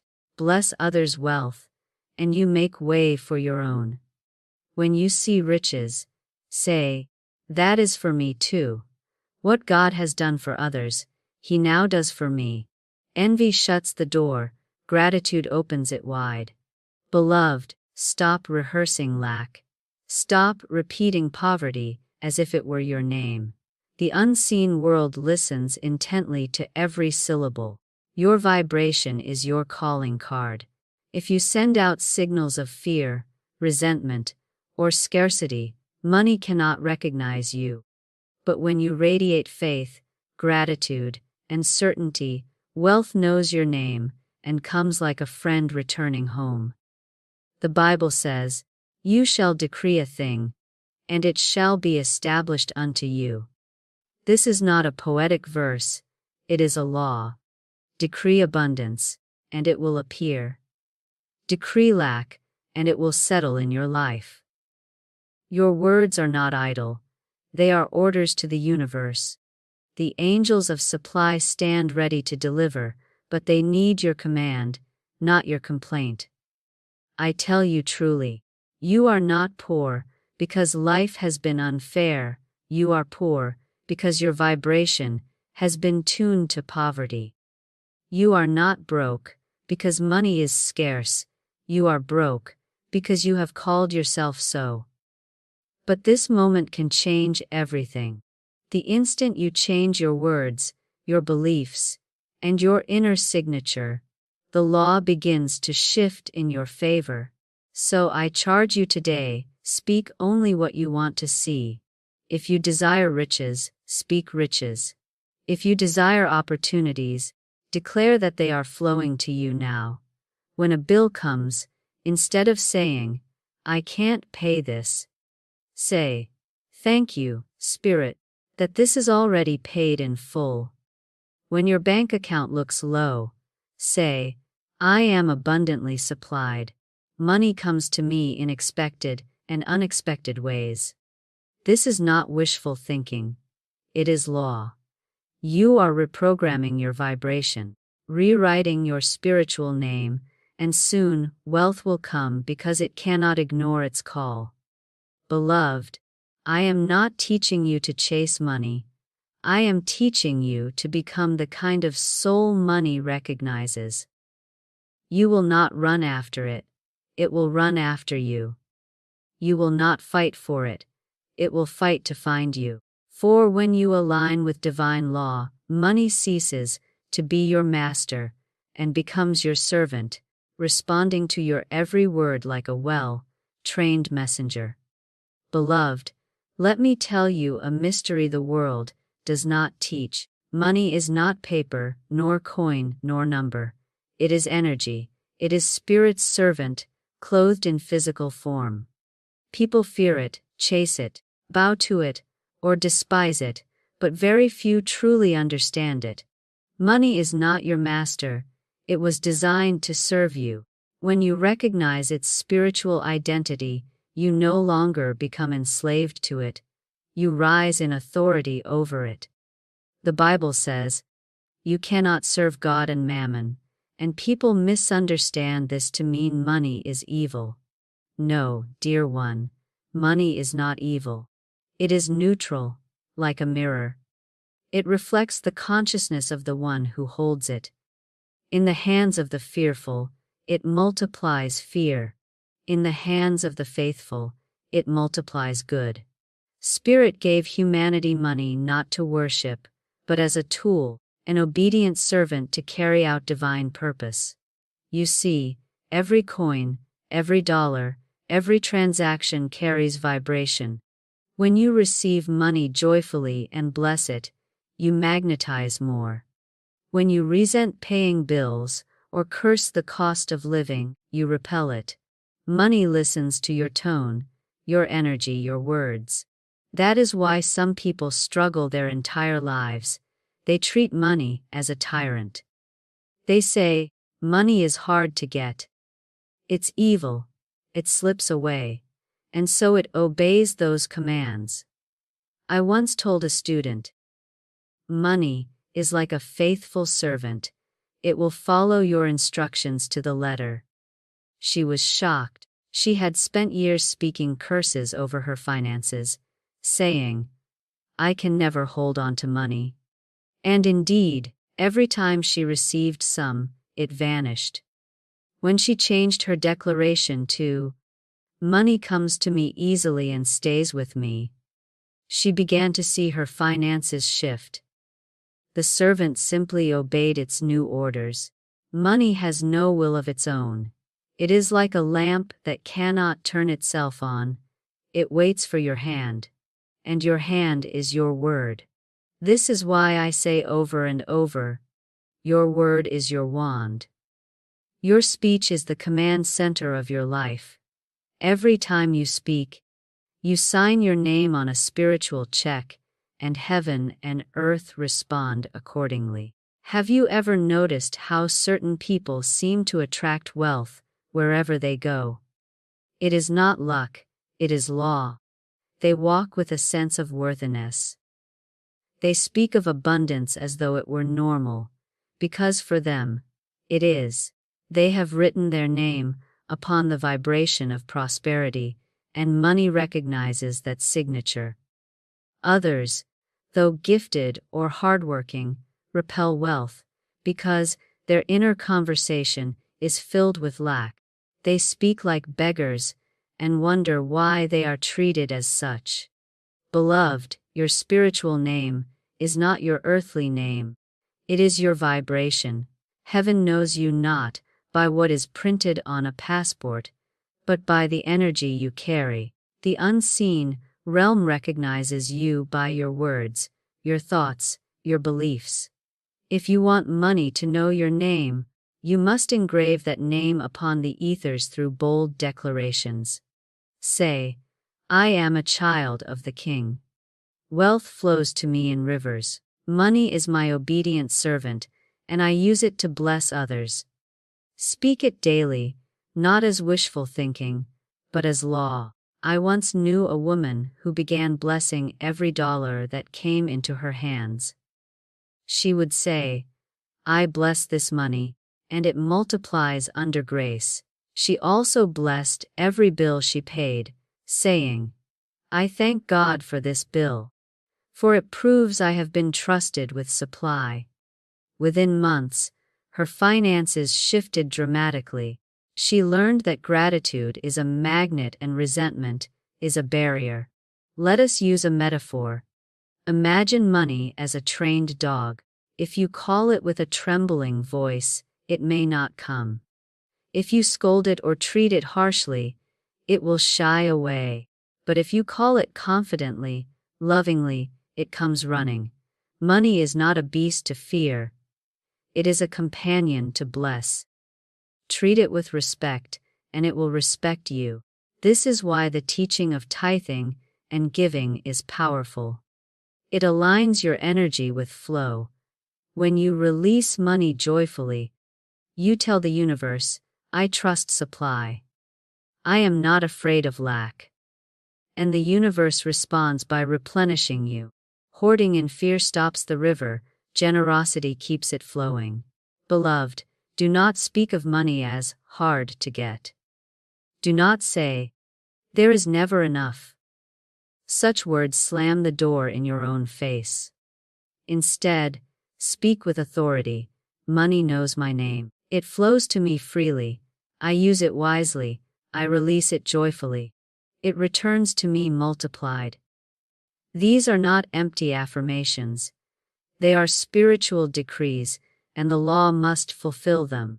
The spiritual identity of money is divine supply made visible. It is not man-made.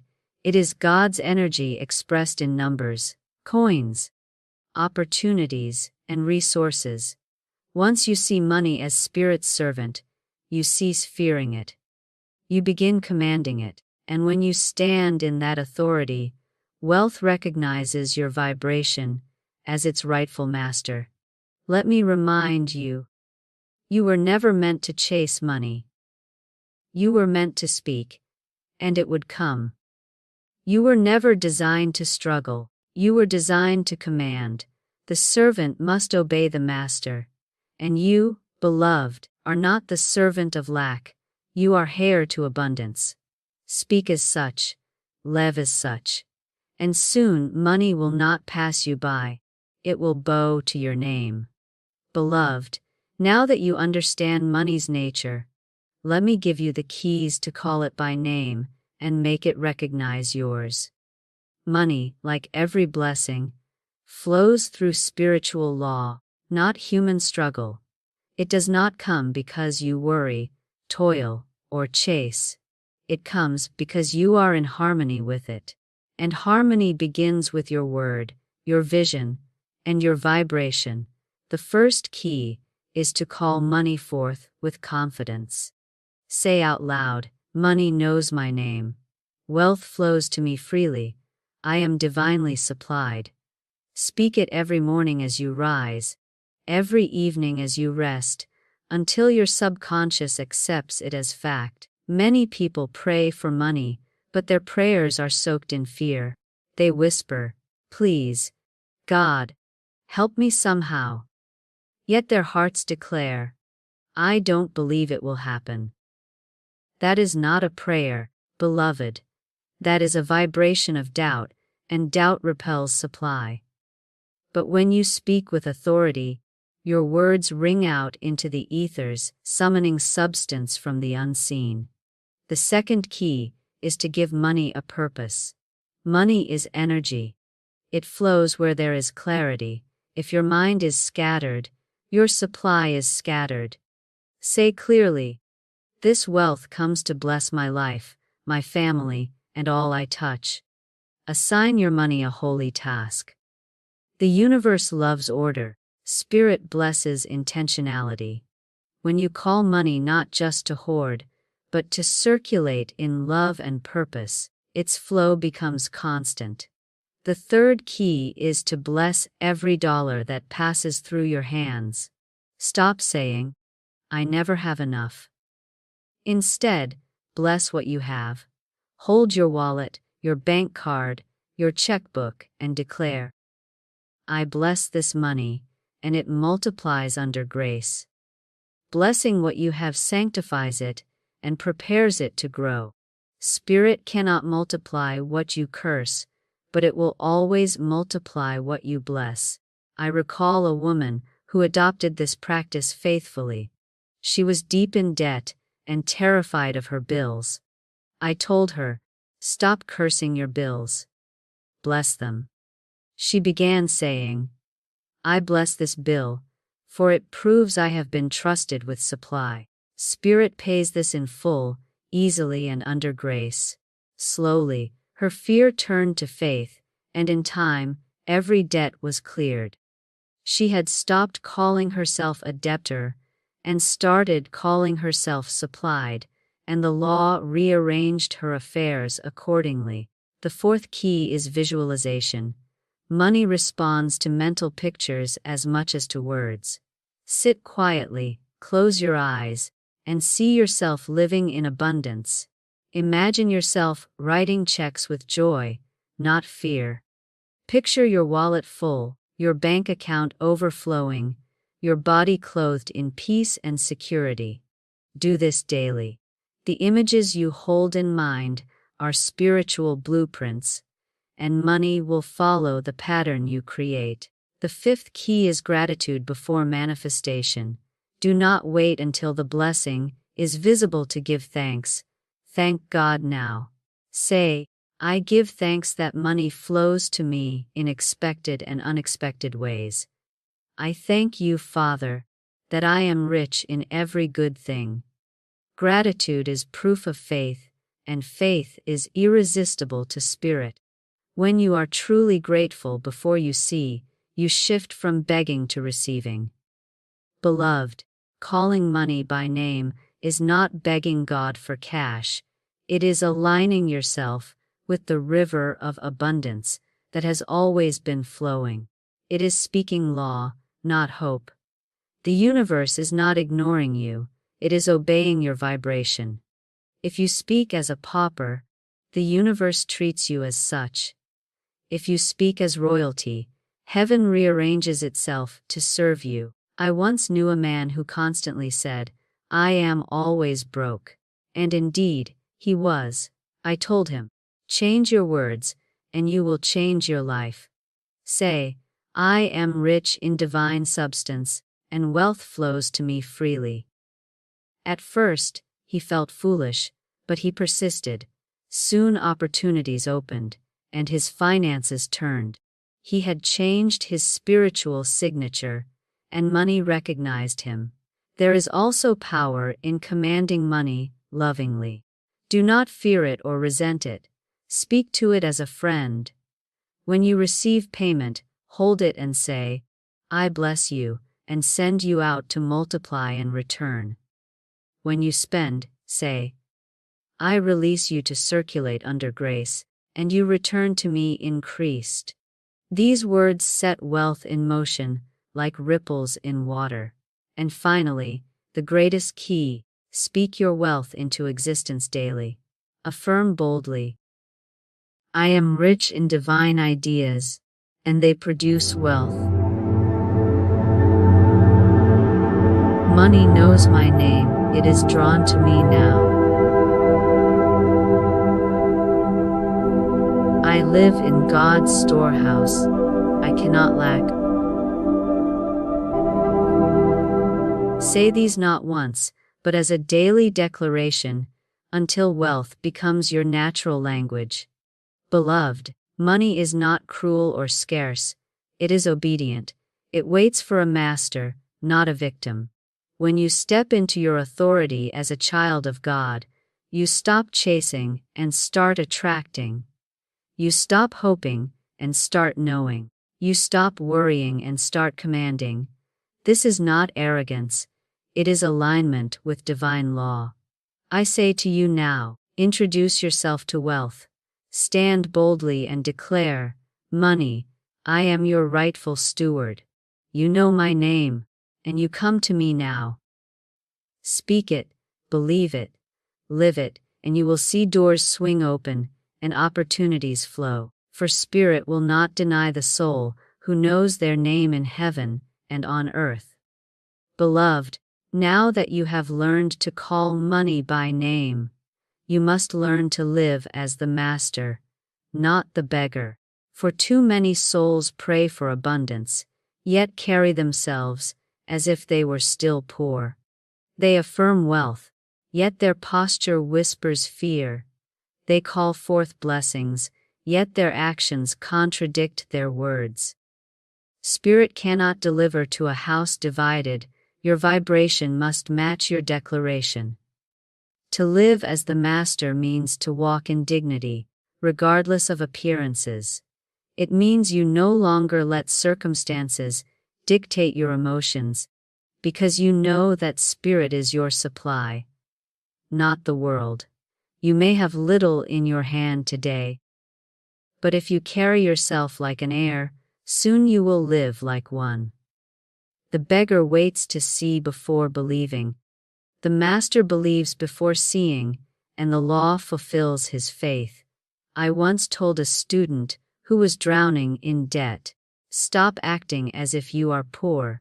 Begin to thank God as if every bill were paid. Treat yourself as one who is trusted with abundance." She began dressing well, speaking boldly, and blessing every dollar she spent. In time, unexpected opportunities came, and her debts vanished. Why? Because she had stepped into the energy of mastery. She no longer begged the universe, she commanded her good. To live as the master is not arrogance, beloved. It is alignment with truth. You are not a pauper scraping for crumbs. You are a child of the King. Spirit does not ration blessings. The universe is not stingy. There is more than enough supply for every soul on earth, but most people refuse to claim it. They act like beggars before a banquet table, not realizing that everything they desire has already been prepared. Mastery begins with thought. Guard your mind as you would guard a treasure chest. No longer allow fear or lack to dominate your inner conversation. When a fearful thought comes, say aloud, "This is not true for me. I walk in abundance. I live in divine supply." Replace worry with declaration, anxiety with thanksgiving. Your mind is the throne room of your life. Make sure only royal decrees are spoken there. Next, live with generosity. Masters are never afraid to give, because they know giving keeps the river of supply flowing. I have often said, giving opens the way for receiving. A clenched fist cannot receive. Release your money joyfully. Bless every gift you give, every bill you pay, every donation you sow, saying, "I release this under grace, and it returns to me multiplied." A beggar hoards out of fear, a master gives in faith, and because of that faith, they never lack. Begin also to carry yourself with gratitude. Masters are grateful long before they see the manifestation. Say daily, "Thank you, Father, that I am rich, healthy, loved, and guided." Gratitude is proof of mastery because it says, "I trust spirit more than appearances." The beggar complains about the little they have, the master blesses it and watches it grow. Another step to mastery is expectation. The beggar hopes. The master expects. Expectation is faith dressed in action. When you expect abundance, you prepare for it. You arrange your life to receive it. Just as a bride prepares for her wedding day, you must prepare for your blessing. Clean your home, organize your finances, and make space for wealth. Spirit loves order, and preparation is faith in motion. Beloved, let us return to this truth. You are not here to chase money. You are here to master it. Money is your servant. Speak to it kindly but firmly. Command it to flow under grace. Refuse to fear it or idolize it. Use it as a tool to bless others, not as a measure of your worth. A master of money is never ruled by it, they direct it, like a conductor directs an orchestra, and the symphony of their life plays beautifully. I recall a man who feared every dollar he spent. He clutched his wallet as if money would never return. I told him, "Your fear is cutting off the flow. Start blessing every payment. Say, 'Money flows freely and returns to me multiplied.'" He obeyed, and in time, his income grew. The law had been waiting for his shift from fear to mastery. To live as the master also means walking in joy, even when your bank account seems small. Joy is a magnet. When you smile, give thanks, and carry yourself like one already blessed, you draw more blessings. The beggar waits for circumstances to change before rejoicing.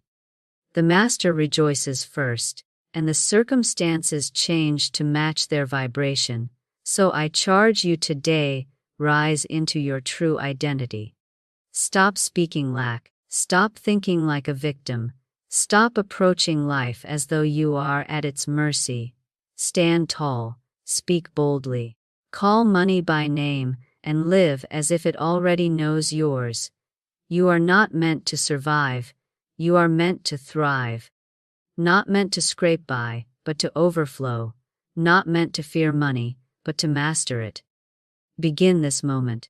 Place your hand over your heart and declare, I am a child of the King. I am rich in divine ideas, and they produce wealth. Money is my obedient servant, and it flows to me in perfect ways. I give freely, I receive joyfully, and I walk in abundance now. Repeat these words until they are etched into your spirit. Speak them over every bill, every payment, every opportunity, and every empty space in your life. Fill that space with faith, and soon it will be filled with supply. Beloved, you have prayed for wealth long enough. Now is the time to live as though it is yours, because in spirit it already is. Take your rightful place as master, not beggar. Walk in gratitude, act in faith, speak with authority. The law is exact. It will bow to your word and deliver what is already written in heaven's storehouse. And when you live as a master, you will never chase money again. It will chase you. What if everything you've been told about money is completely wrong?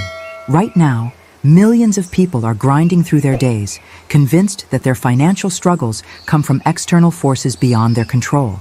They blame the stock market crash, the government's policies, their boss who won't give them a raise, or simply bad luck that seems to follow them everywhere.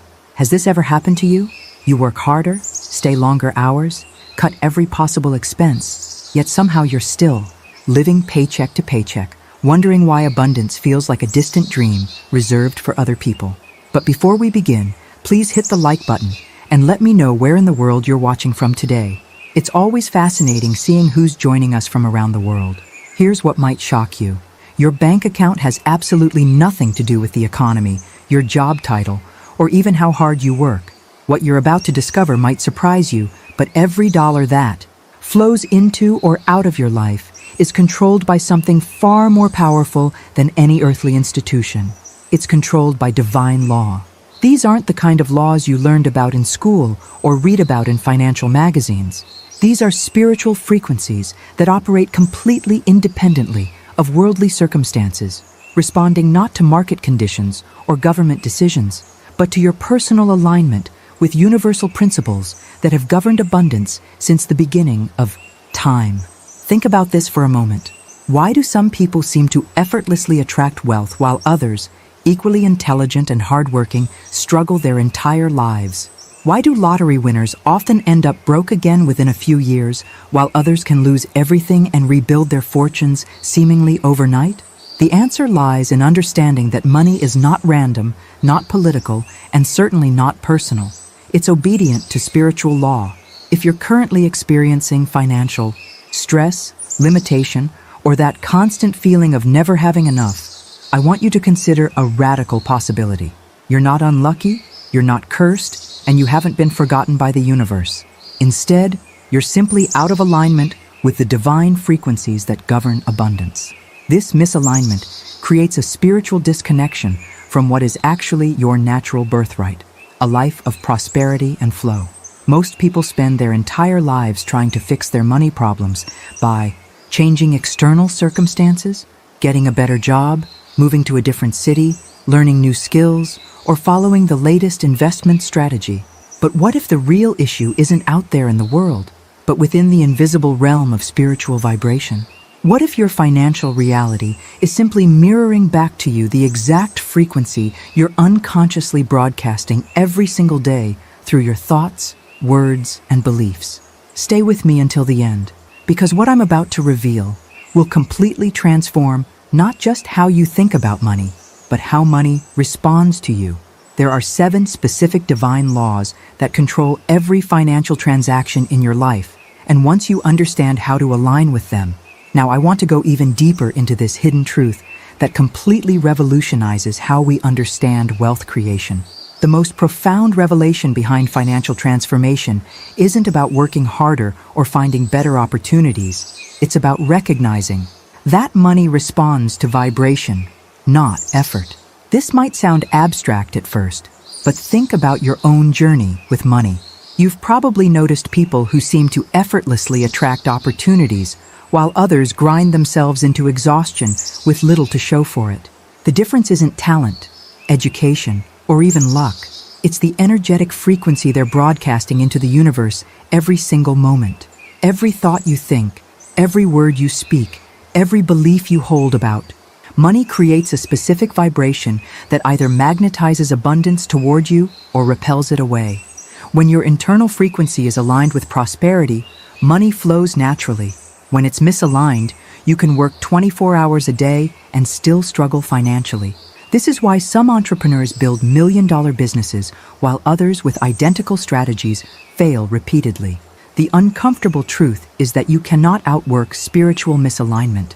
No amount of hustling, grinding, or pushing harder can compensate for contradictory beliefs and misaligned energy running in the background of your subconscious mind.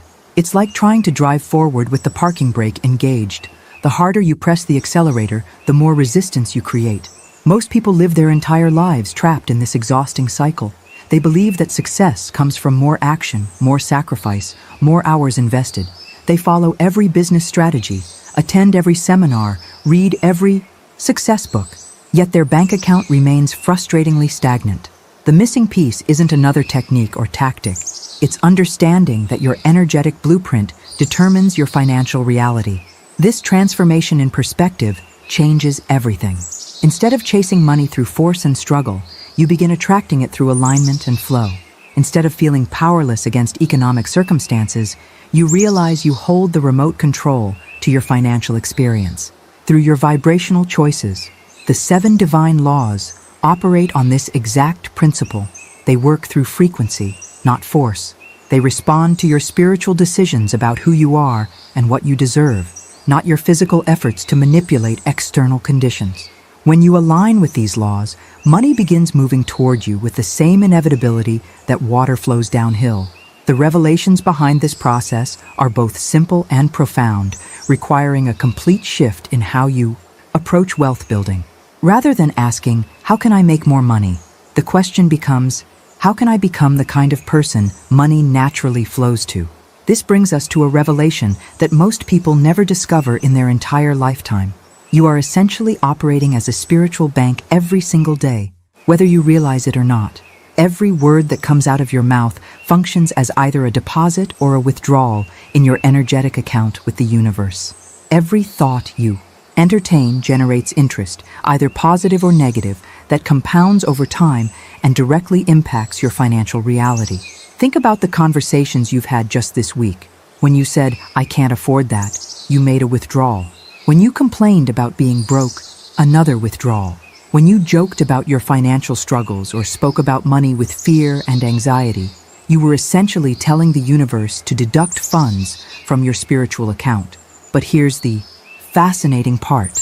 When you speak about abundance, express gratitude for what you have, or declare your financial goals with confidence, you're making substantial deposits that accumulate spiritual interest.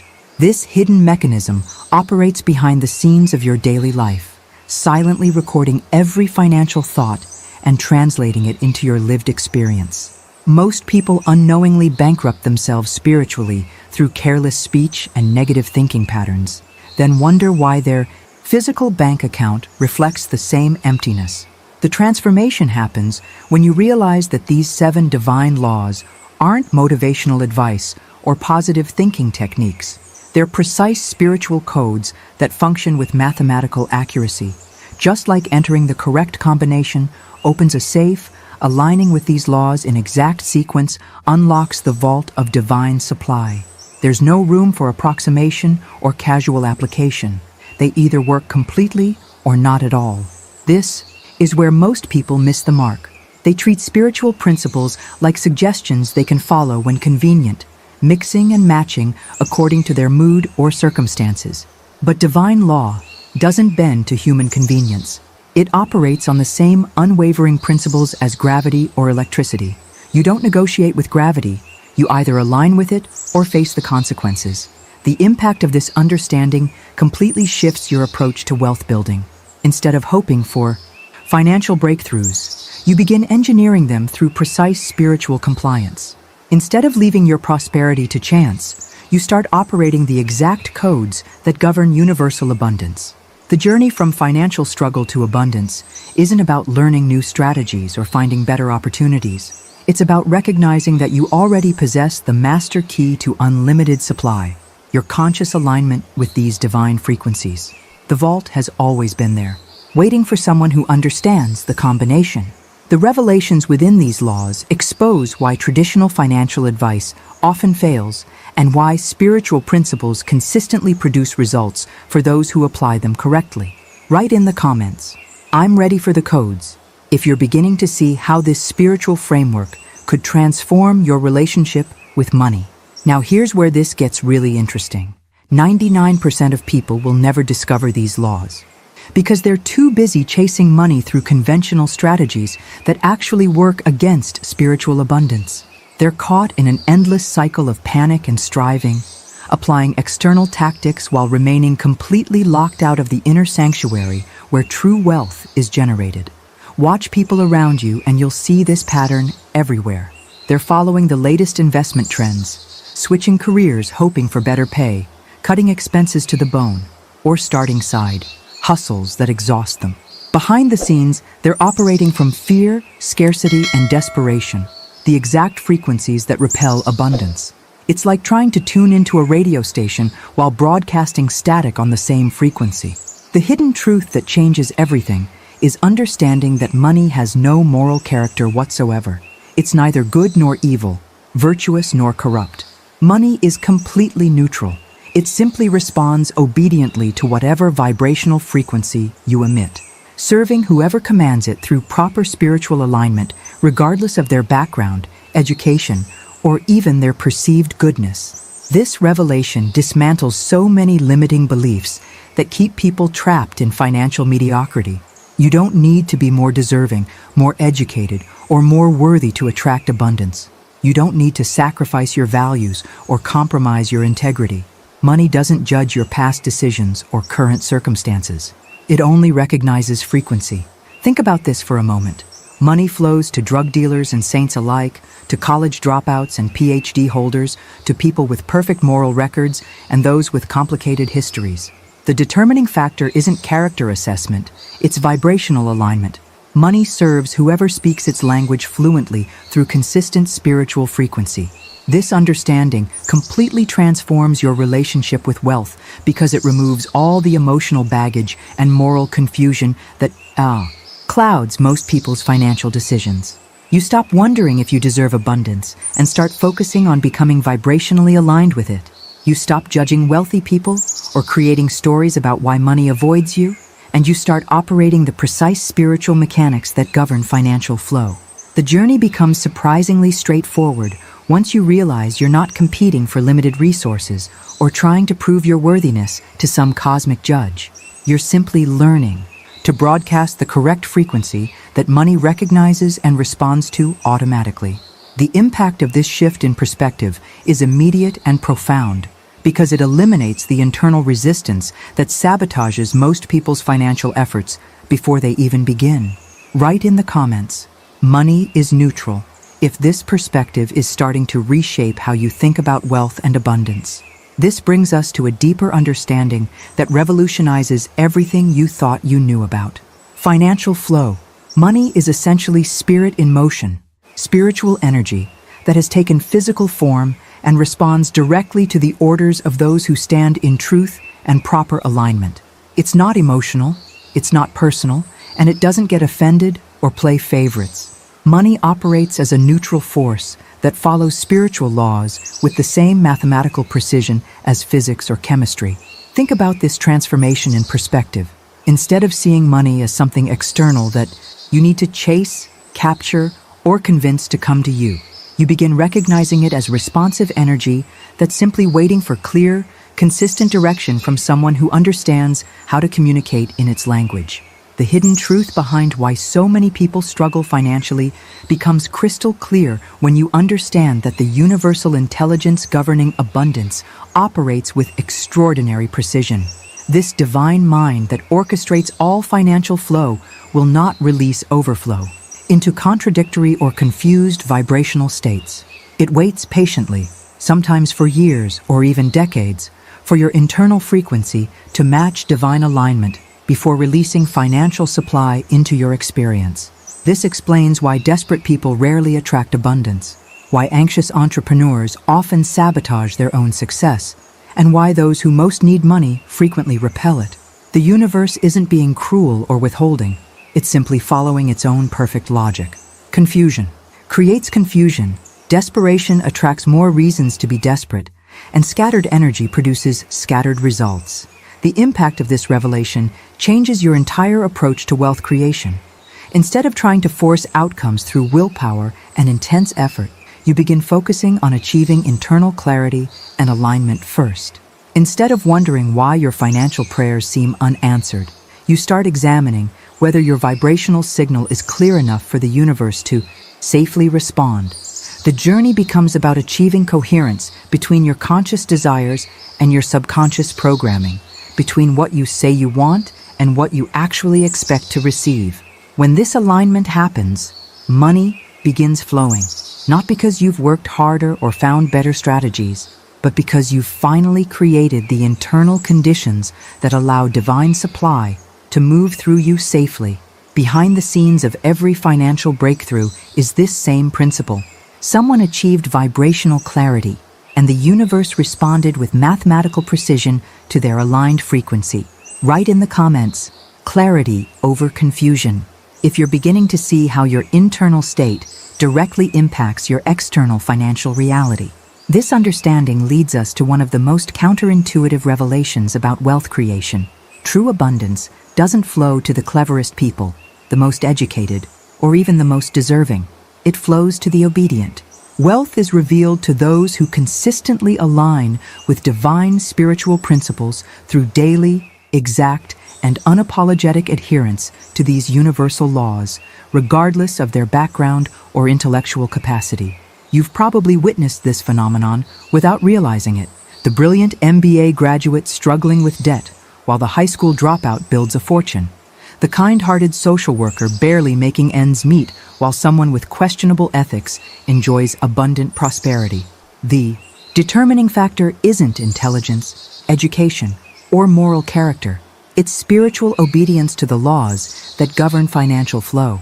This transformation in understanding removes the frustration and confusion that keeps most people trapped in financial limitation.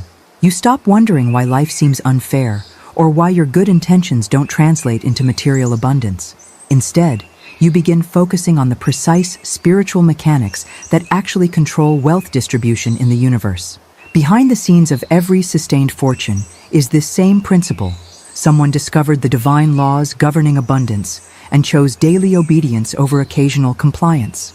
They understood that spiritual principles work through consistency, not intensity, and that alignment is a practice, not a one-time decision.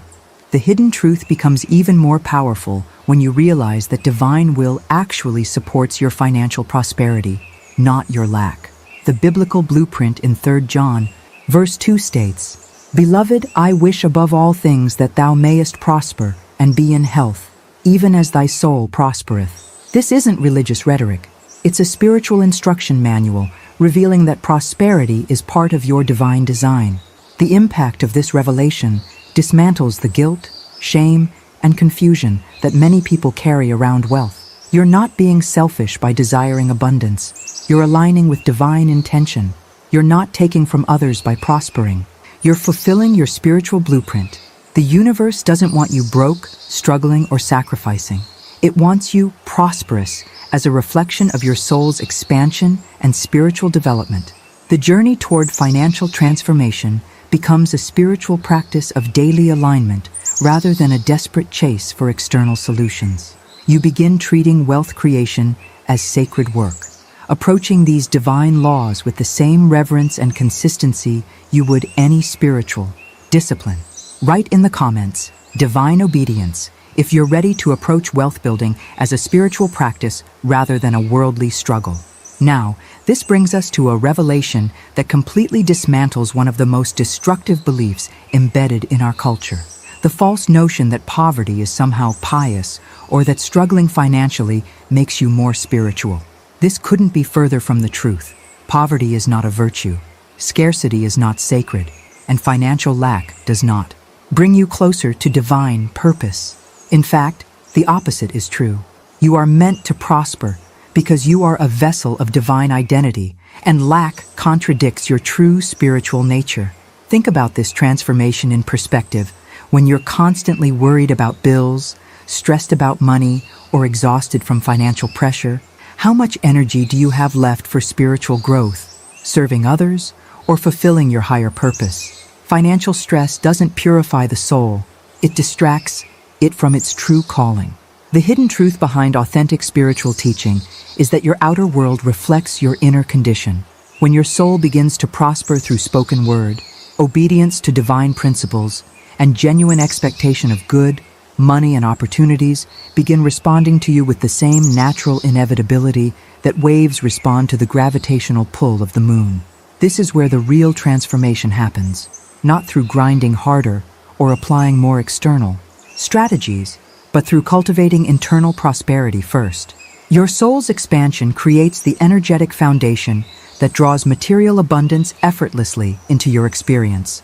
It's not about deserving more money.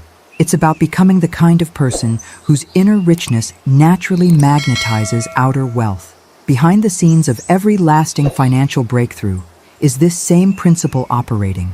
Someone aligned their inner prosperity with their outer circumstances, and the universe responded by rearranging physical reality to match their spiritual condition. The journey becomes about nurturing your soul's prosperity through conscious decisions about what you speak, what you expect, and how consistently you align with divine principles. The impact of this understanding shifts everything because you stop trying to manipulate external circumstances and start focusing on the internal transformation that makes abundance inevitable. You realize that your bank account is simply reflecting back to you the level of prosperity your soul has achieved through spiritual practice. The revelations within this principle explain why some people can lose everything and rebuild quickly, while others struggle for decades despite having all the right opportunities and resources. This understanding leads us to a crucial distinction that separates those who experience financial breakthroughs from those who remain trapped in intellectual understanding without results. These 7 divine laws are not meant for endless analysis, debate, or philosophical discussion. They're designed for immediate, practical application through spoken word, repeated practice, and complete embodiment until your subconscious mind accepts them as absolute truth. Most people approach spiritual principles like academic subjects. They study them, discuss them, analyze their implications, and try to understand every nuance before taking action. But divine law doesn't respond to intellectual comprehension.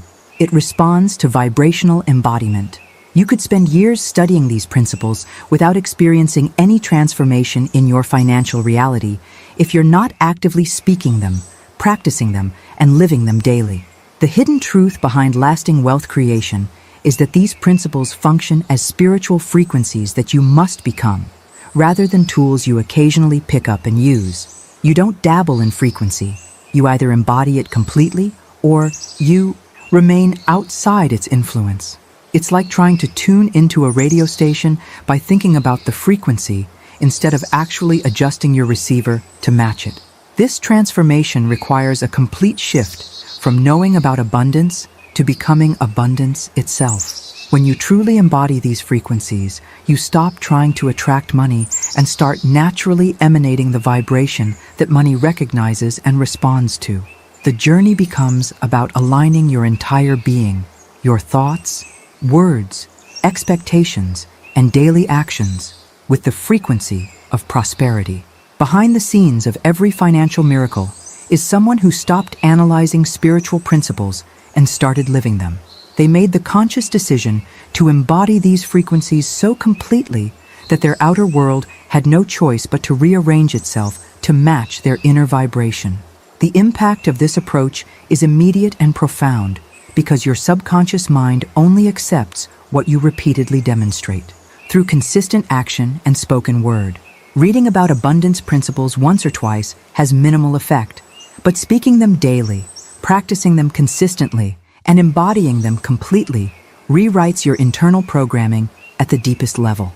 The revelations that come through embodiment rather than analysis create lasting transformation because you're not just changing your thinking, you're changing your entire energetic signature. Write in the comments, embodiment over analysis. If A, you're ready to stop studying wealth principles and start living them completely.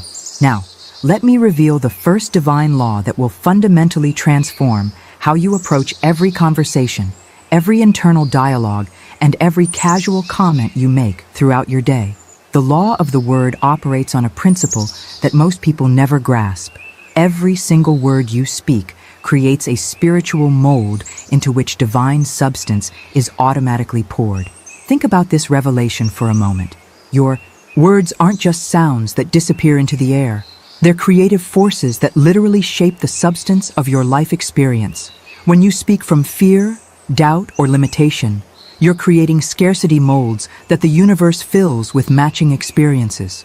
When you speak from faith, expectation, and abundance, you're creating supply molds that attract prosperity into your reality.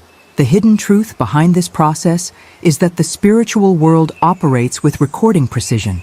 It listens constantly to every word you speak and multiplies what it hears without questioning the wisdom, truth, or consequences of your statements.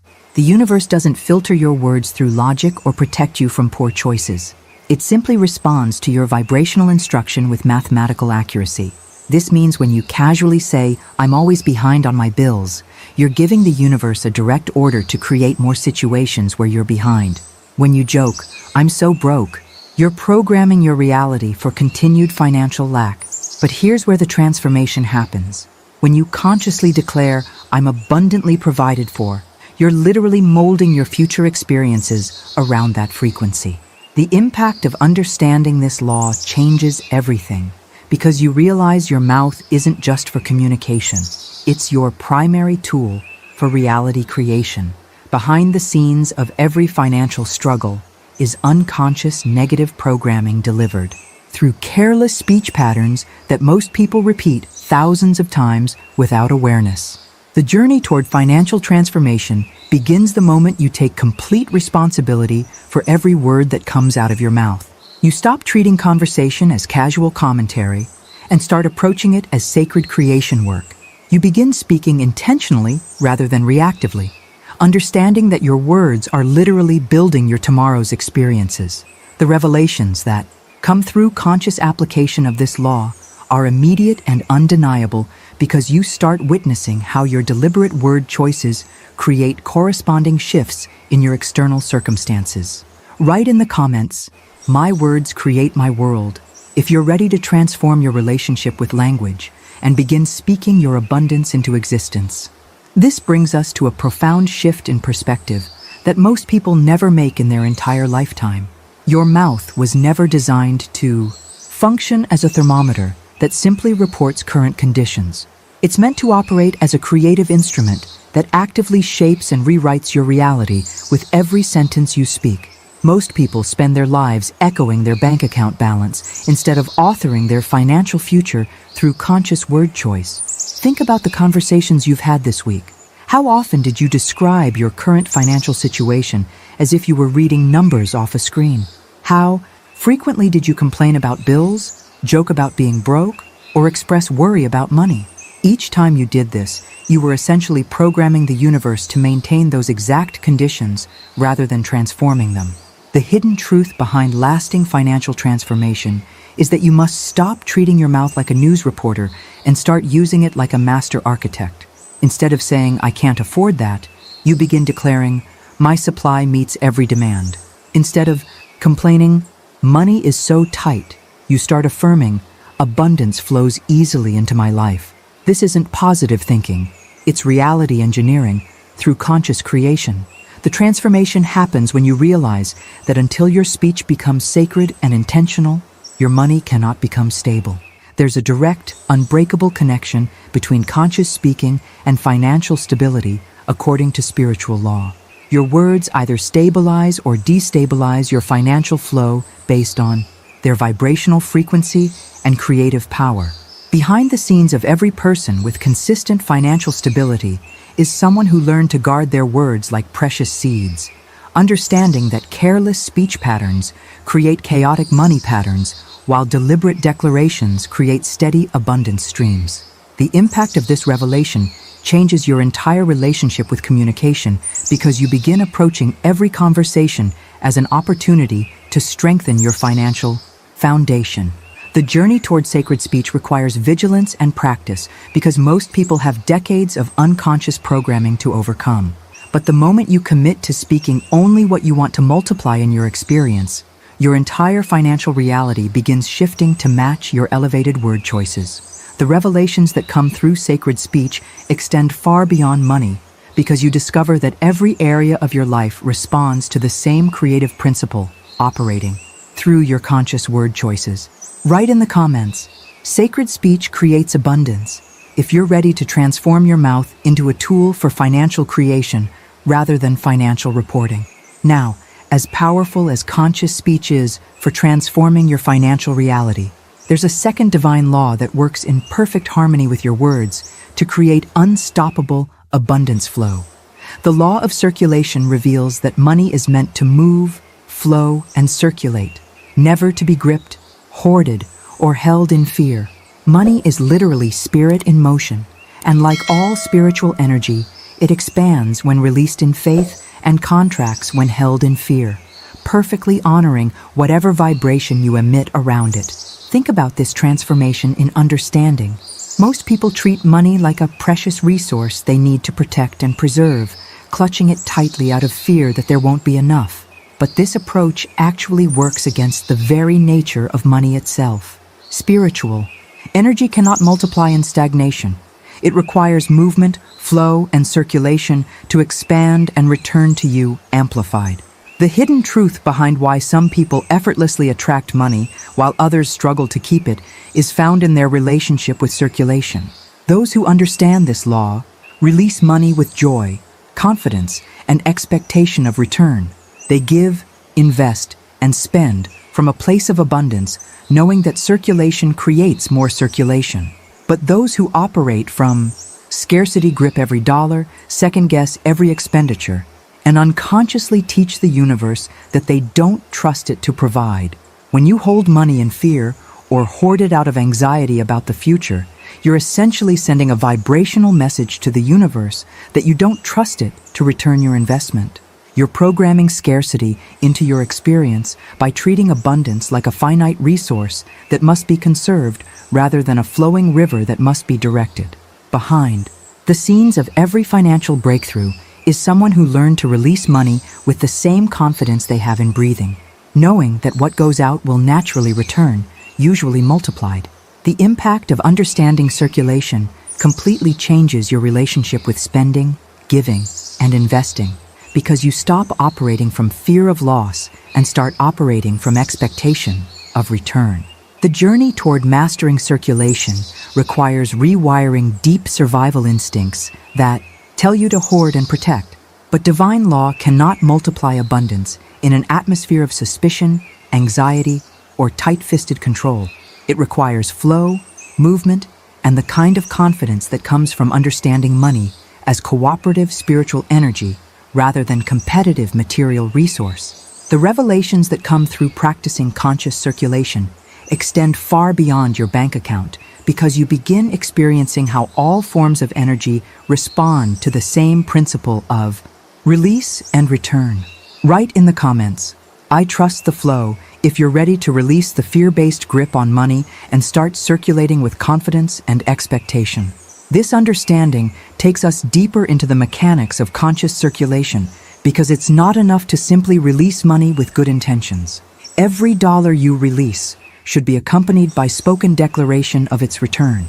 This single practice transforms ordinary spending into spiritual transaction that commands multiplication and activates the circulation loop with divine precision. Most people release money silently, hoping for the best, but not actively directing its return. They pay bills, make investments, or give gifts without ever speaking over the transaction or declaring their expectation of abundance flowing back to them. But when you add conscious declaration to every financial release, you're essentially programming the universe with specific instructions about how that energy should multiply and return to your experience. The transformation happens when you realize that tithing, gifting, and investing are not merely material decisions about moving money from one account to another. They're spiritual transactions that either expand or contract your abundance pipeline based on the frequency and declaration you bring to them. When performed with proper vibrational alignment and spoken word, these activities call forth exponential return rather than loss. Think about this shift in perspective. Instead of grimacing when you pay bills, you begin declaring, "This payment activates my supply channels." Instead of reluctantly giving gifts, you joyfully proclaim, "What I release returns to me multiplied." Instead of nervously making investments, you confidently affirm, "This seed produces abundant harvest in perfect timing." The hidden truth behind why some people experience miraculous returns on their giving while others feel depleted is found in this practice of conscious declaration. Behind the scenes of every financial miracle is someone who learned to speak over every transaction, turning routine money movements into powerful spiritual activations that command the universe's cooperation. The impact of this practice is immediate because you're no longer passively hoping that your financial releases will somehow benefit you. You're actively commanding their return through the same creative power that governs all abundance flow. The journey toward mastering circulation with declaration requires developing the habit of never releasing money silently again, understanding that your words are the activating force that transforms spending into spiritual investment. The revelations that come through this practice extend beyond personal finance because you begin witnessing how conscious direction affects every form of energy exchange in your life, from relationships to business opportunities to creative endeavors. Write in the comments, "I declare abundance," if you're ready to transform every financial transaction into a conscious spiritual activation through spoken word. Now, the first two laws we've explored create the foundation for abundance flow through conscious word and circulation. But there's a third divine law that bridges the gap between spiritual principle and physical manifestation in the most profound way.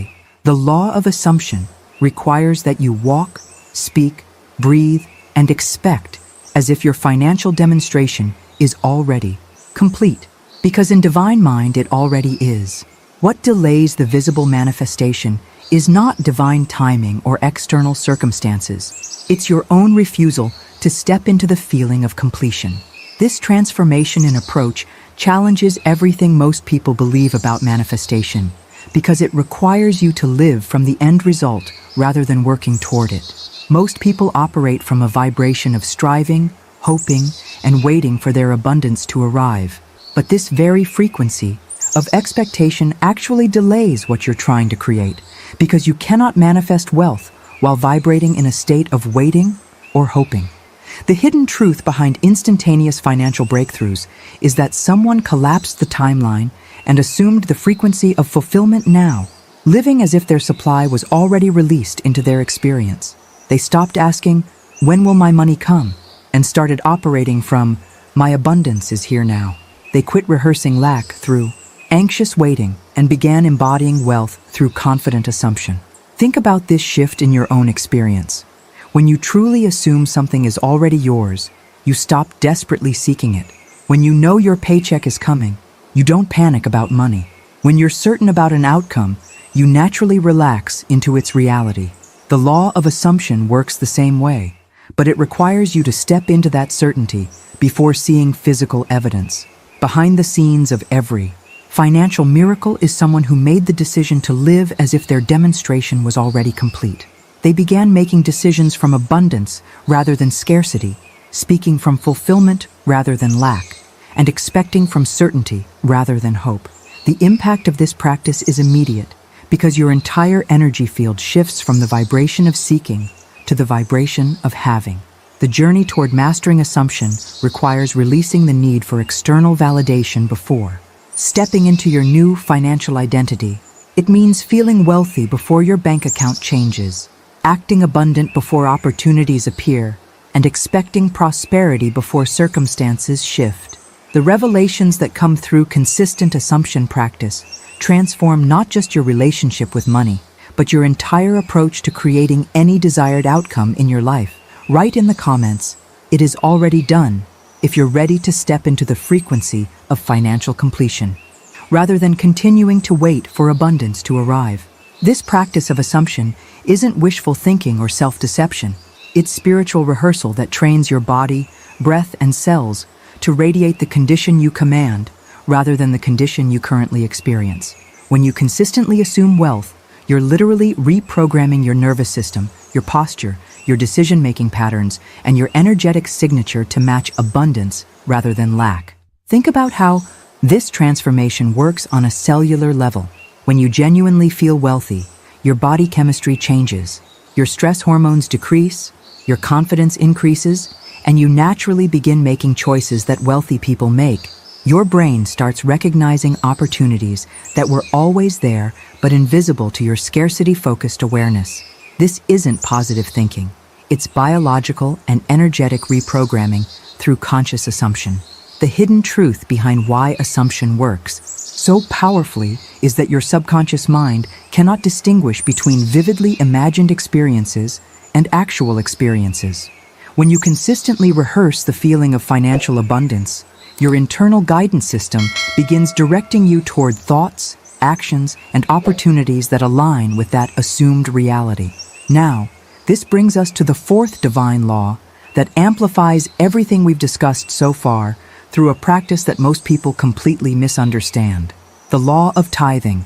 With word reveals that tithing is not religious obligation, guilt-driven duty, or superstitious ritual. It's spiritual alignment that activates abundant flow when done with conscious declaration and specific intention. Most people approach giving from exactly the wrong frequency. They give money and hope for the best, treating tithing like a cosmic lottery ticket where they're not sure if anything will come back. But the few who understand this law give money and command return through spoken word, transforming ordinary giving into powerful spiritual activation that the universe must respond to. Behind the scenes of every person who experiences miraculous returns on their giving is someone who learned to tithe with word, not just with money. They don't give silently and hope. They give boldly and declare. They don't tithe from fear of consequence, but from confidence in cosmic law. The impact of this approach completely changes your relationship with generosity because you're no longer losing money when you give. You're investing in guaranteed multiplication. The journey toward mastering tithing with word requires understanding that your spoken declaration over every gift, donation, or tithe is what activates the return mechanism. The revelations that come through this practice extend far beyond financial return because you begin witnessing how conscious direction transforms every form of energy exchange in your experience. Write in the comments, "I tithe with declaration," if you're ready to transform your giving from hopeful gesture into powerful spiritual command that activates guaranteed return. This understanding takes tithing to its deepest spiritual level because true tithing is not about giving to individuals, organizations, or even causes you believe in. It's about giving to spiritual principle itself, acknowledging that spirit is your ultimate source rather than any person, job, or institution.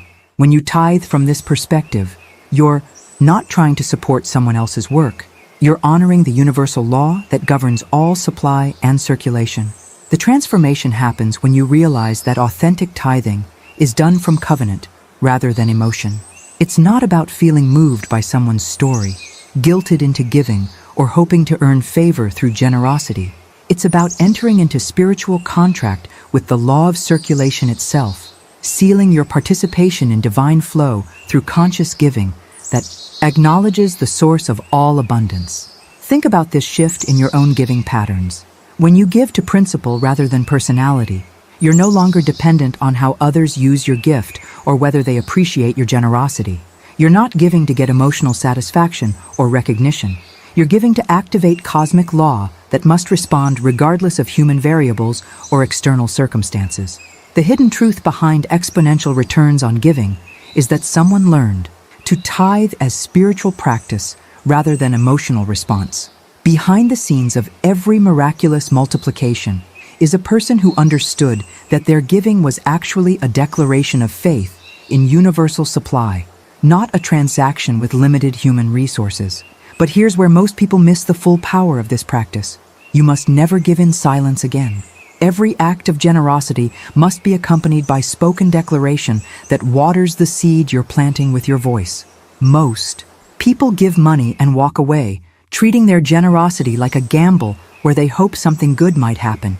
But when you speak over every gift, affirming its increase and expecting its return, you transform ordinary giving into spiritual command that the universe must honor. The impact of this practice is immediate because you're no longer wondering if your giving will produce results. You're actively programming its multiplication through conscious declaration. The journey toward mastering declared giving requires developing the habit of never releasing money without speaking your expectation over it, understanding that your words are the activating force that distinguishes random generosity from strategic spiritual investment. The revelations that come through this practice teach you that every seed you plant in any area of life requires the water of spoken word to produce maximum harvest, whether you're planting financial seeds, relationship seeds, business seeds, or creative seeds. Write in the comments, I speak over every seed, if you're ready to transform your giving from silent hope into powerful spiritual activation through conscious declaration. Now, the first 4 laws create incredible momentum toward abundance, but there's a 5th divine law that determines whether all your efforts will succeed or sabotage themselves through internal contradiction.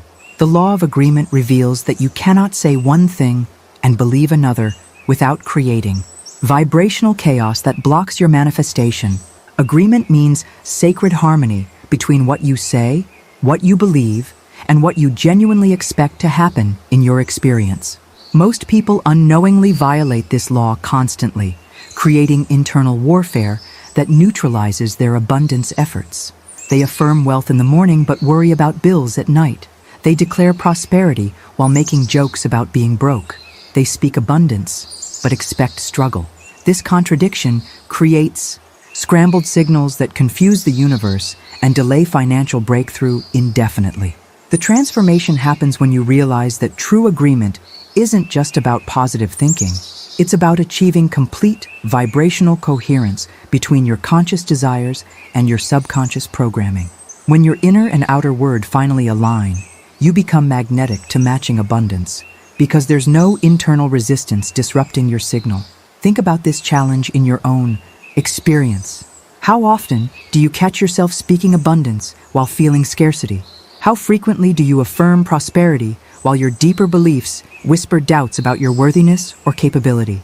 The hidden truth behind why some people manifest quickly while others struggle for years is found in this internal agreement between all levels of their being. But here's where this gets really powerful. You must consciously burn your contracts with scarcity. Over the years, you've made silent agreements with lack through family patterns that normalized struggle, cultural conditioning that romanticized poverty, and casual conversations that reinforced limitation. These unconscious contracts are still operating in your subconscious, sabotaging your conscious abundance efforts. The journey toward complete agreement requires actively dissolving these old contracts and consciously signing new ones that agree only with wealth, prosperity, and divine supply. Behind the scenes of every Sustained financial transformation is someone who did this inner work of contract revision, refusing to honor agreements with lack that were never their true choice. The impact of achieving internal agreement is immediate because your entire being begins broadcasting the same frequency. Your words, thoughts, emotions, and expectations all begin pulling in the same direction rather than working against each other. The revelations that come through this practice extend far beyond money because you discover how internal agreement affects every area of manifestation in your life. Write in the comments, "I choose new agreements," if you're ready to dissolve old contracts with lack and sign fresh agreements that align completely with abundance. Now, this brings us to what might be the most foundational divine law of all.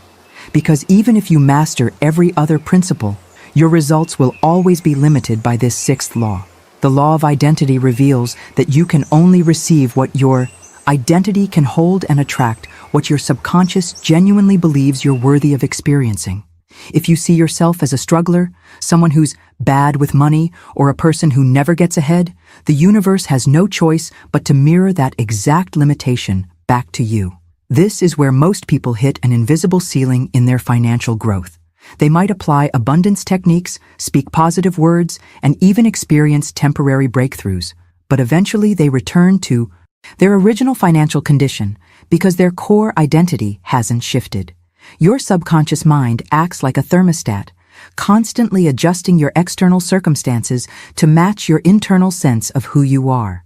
The transformation happens when you understand that identity change must precede reality change, not the other way around.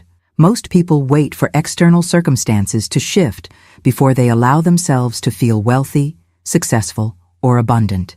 But according to spiritual law, you must replace every old label with new identity statements first. Then reality reshapes itself to match your new self-concept. Think about the labels you've carried about yourself and money. I'm not good with numbers. Money doesn't come easily to me. I'm just not the wealthy type.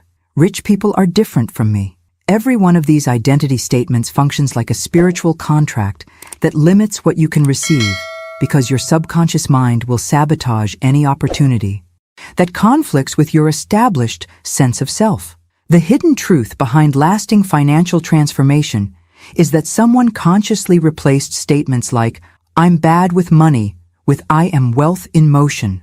They stopped identifying as someone who struggles and started embodying the identity of someone for whom abundance flows naturally.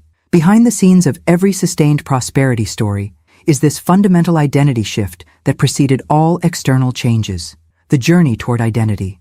Transformation requires daily repetition of new self-concepts until they feel more natural than the old limiting labels. You must speak your new identity aloud, think from your new identity, and make decisions from your new identity until your subconscious finally accepts this upgraded version of who you are. The impact of this work is profound because once identity truly changes through conscious repetition, reality must follow according to spiritual law. The revelations that come through identity transformation extend far beyond money because you discover that every area of your life reflects back your deepest beliefs about who you are and what you deserve to experience. Write in the comments, "I am wealth in motion," if you're ready to replace old financial identity labels with new abundance statements that reshape your entire reality.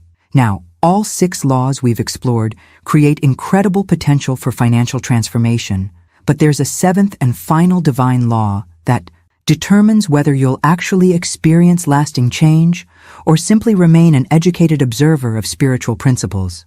The law of obedience reveals that you cannot command money if you refuse to obey spiritual law consistently. This isn't about achieving perfection or never making mistakes. It's about developing the kind of daily, intentional, sacred repetition that reshapes your entire reality through rhythm. Most people approach spiritual principles like a buffet, picking and choosing which laws they'll follow based on their mood, convenience, or current circumstances. They practice abundance techniques when they remember, speak consciously when they feel inspired, and circulate money when it seems easy. But divine law doesn't respond to casual application.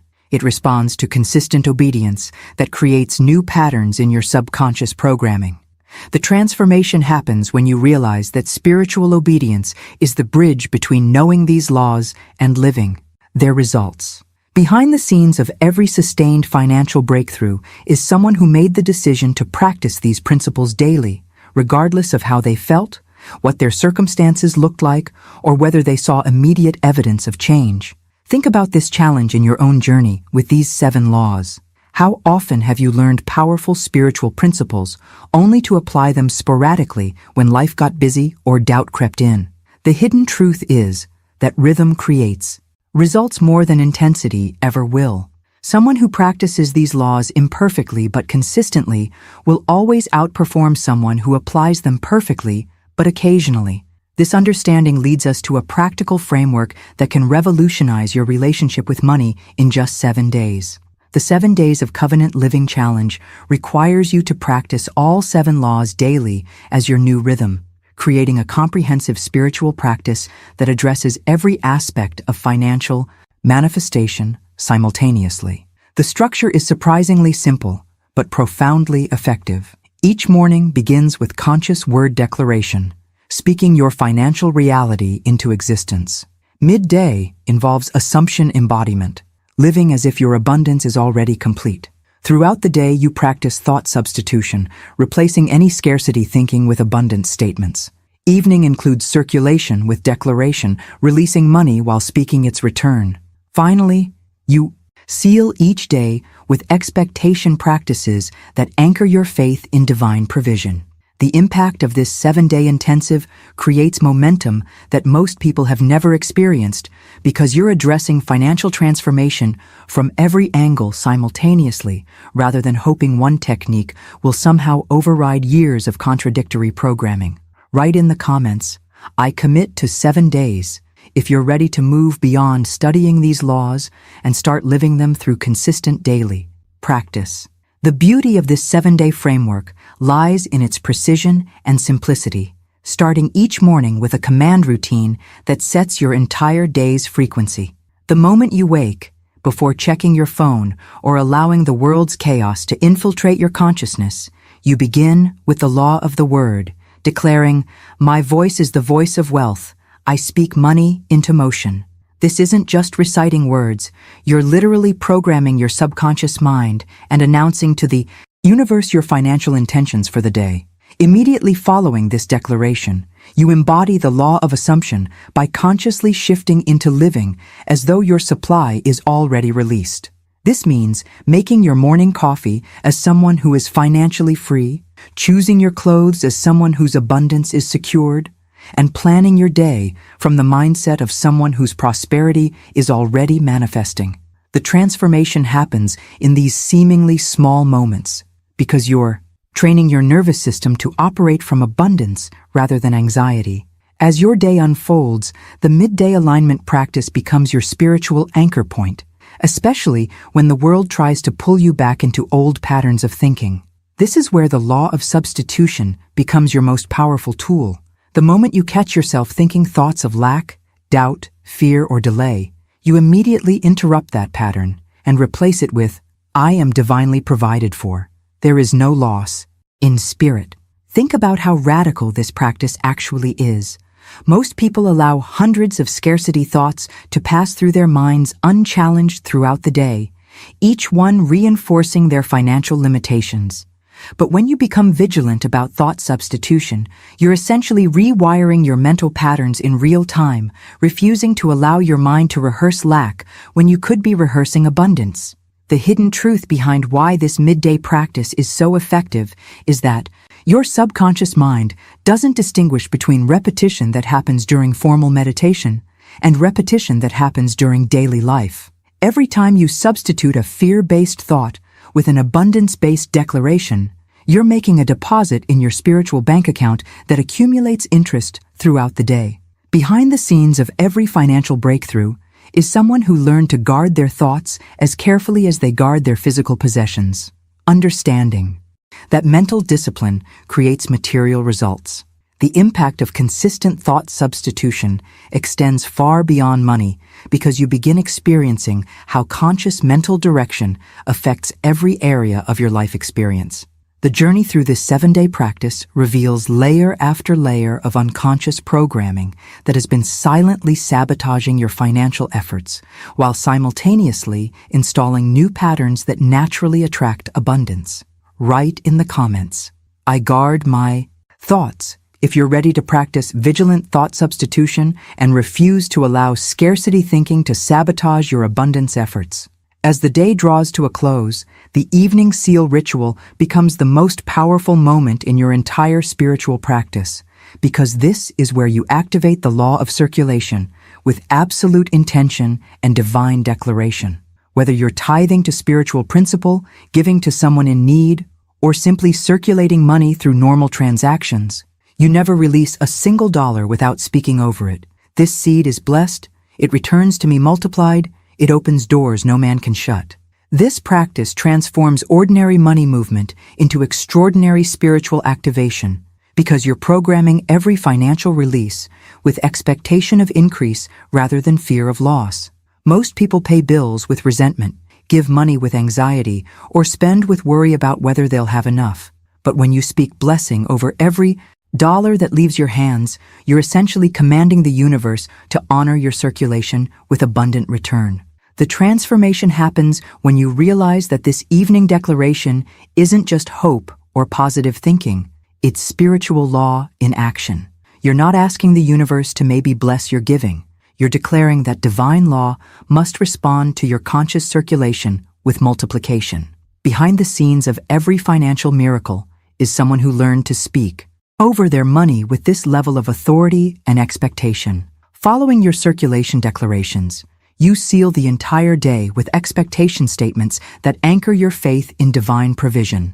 This isn't passive hoping, but active commanding, declaring that your supply is already on its way, that opportunities are already arranging themselves, and that abundance is already flowing toward you through channels you haven't even imagined yet. But here's where this entire 7-day practice culminates in the most powerful spiritual statement you can make about your relationship with money. You seal all your practices with the ultimate declaration of authority. Because I obey divine law, money cannot ignore me. This becomes your spiritual sword, your rhythm, and your reprogramming tool that literally makes the external world bend to match your internal frequency. Think about the profound shift this represents in your relationship with abundance. You're no longer begging the universe for financial breakthrough or wondering if you deserve prosperity. You're declaring that your obedience to spiritual law creates an irresistible magnetic pull that money must respond to. The hidden truth behind this declaration is that it positions you as a spiritual authority rather than a financial victim. If you've stayed with me through this entire journey of the 7 divine laws, you're clearly someone who's ready for real transformation, not just surface-level motivation. The fact that you're still here tells me everything I need to know about your commitment to changing your financial reality through spiritual alignment rather than just hoping for lucky breaks. These laws we've explored together aren't going anywhere. They'll be working in your life whether you consciously apply them or not. But now you have the choice to work with them intentionally, to become someone who commands abundance rather than chases it. This is exactly the kind of deep, practical, spiritual content I share here because I believe you deserve to understand how the universe actually operates behind the scenes. If this resonates with you, if you can feel these principles stirring something inside that knows this is your path forward, I'd love for you to subscribe to the channel. There's so much more to explore about the intersection of spiritual law and practical abundance, and I want to continue this conversation with you. Let me know you made it all the way through by writing "I'm ready to command" in the comments below. When I see that phrase, I'll know you're serious about this transformation and not just looking for quick fixes or temporary inspiration. And if this content created that spark of recognition, that feeling of, this is what I've been looking for, go ahead and hit the like button. It helps me know these deeper teachings are reaching the right people, those who are ready to do the inner work that creates outer change. There's a video right here that complements this topic perfectly, diving even deeper into how your spiritual identity shapes your material reality. Click and continue with me over there, because this is just the beginning of what's possible when you align with divine law.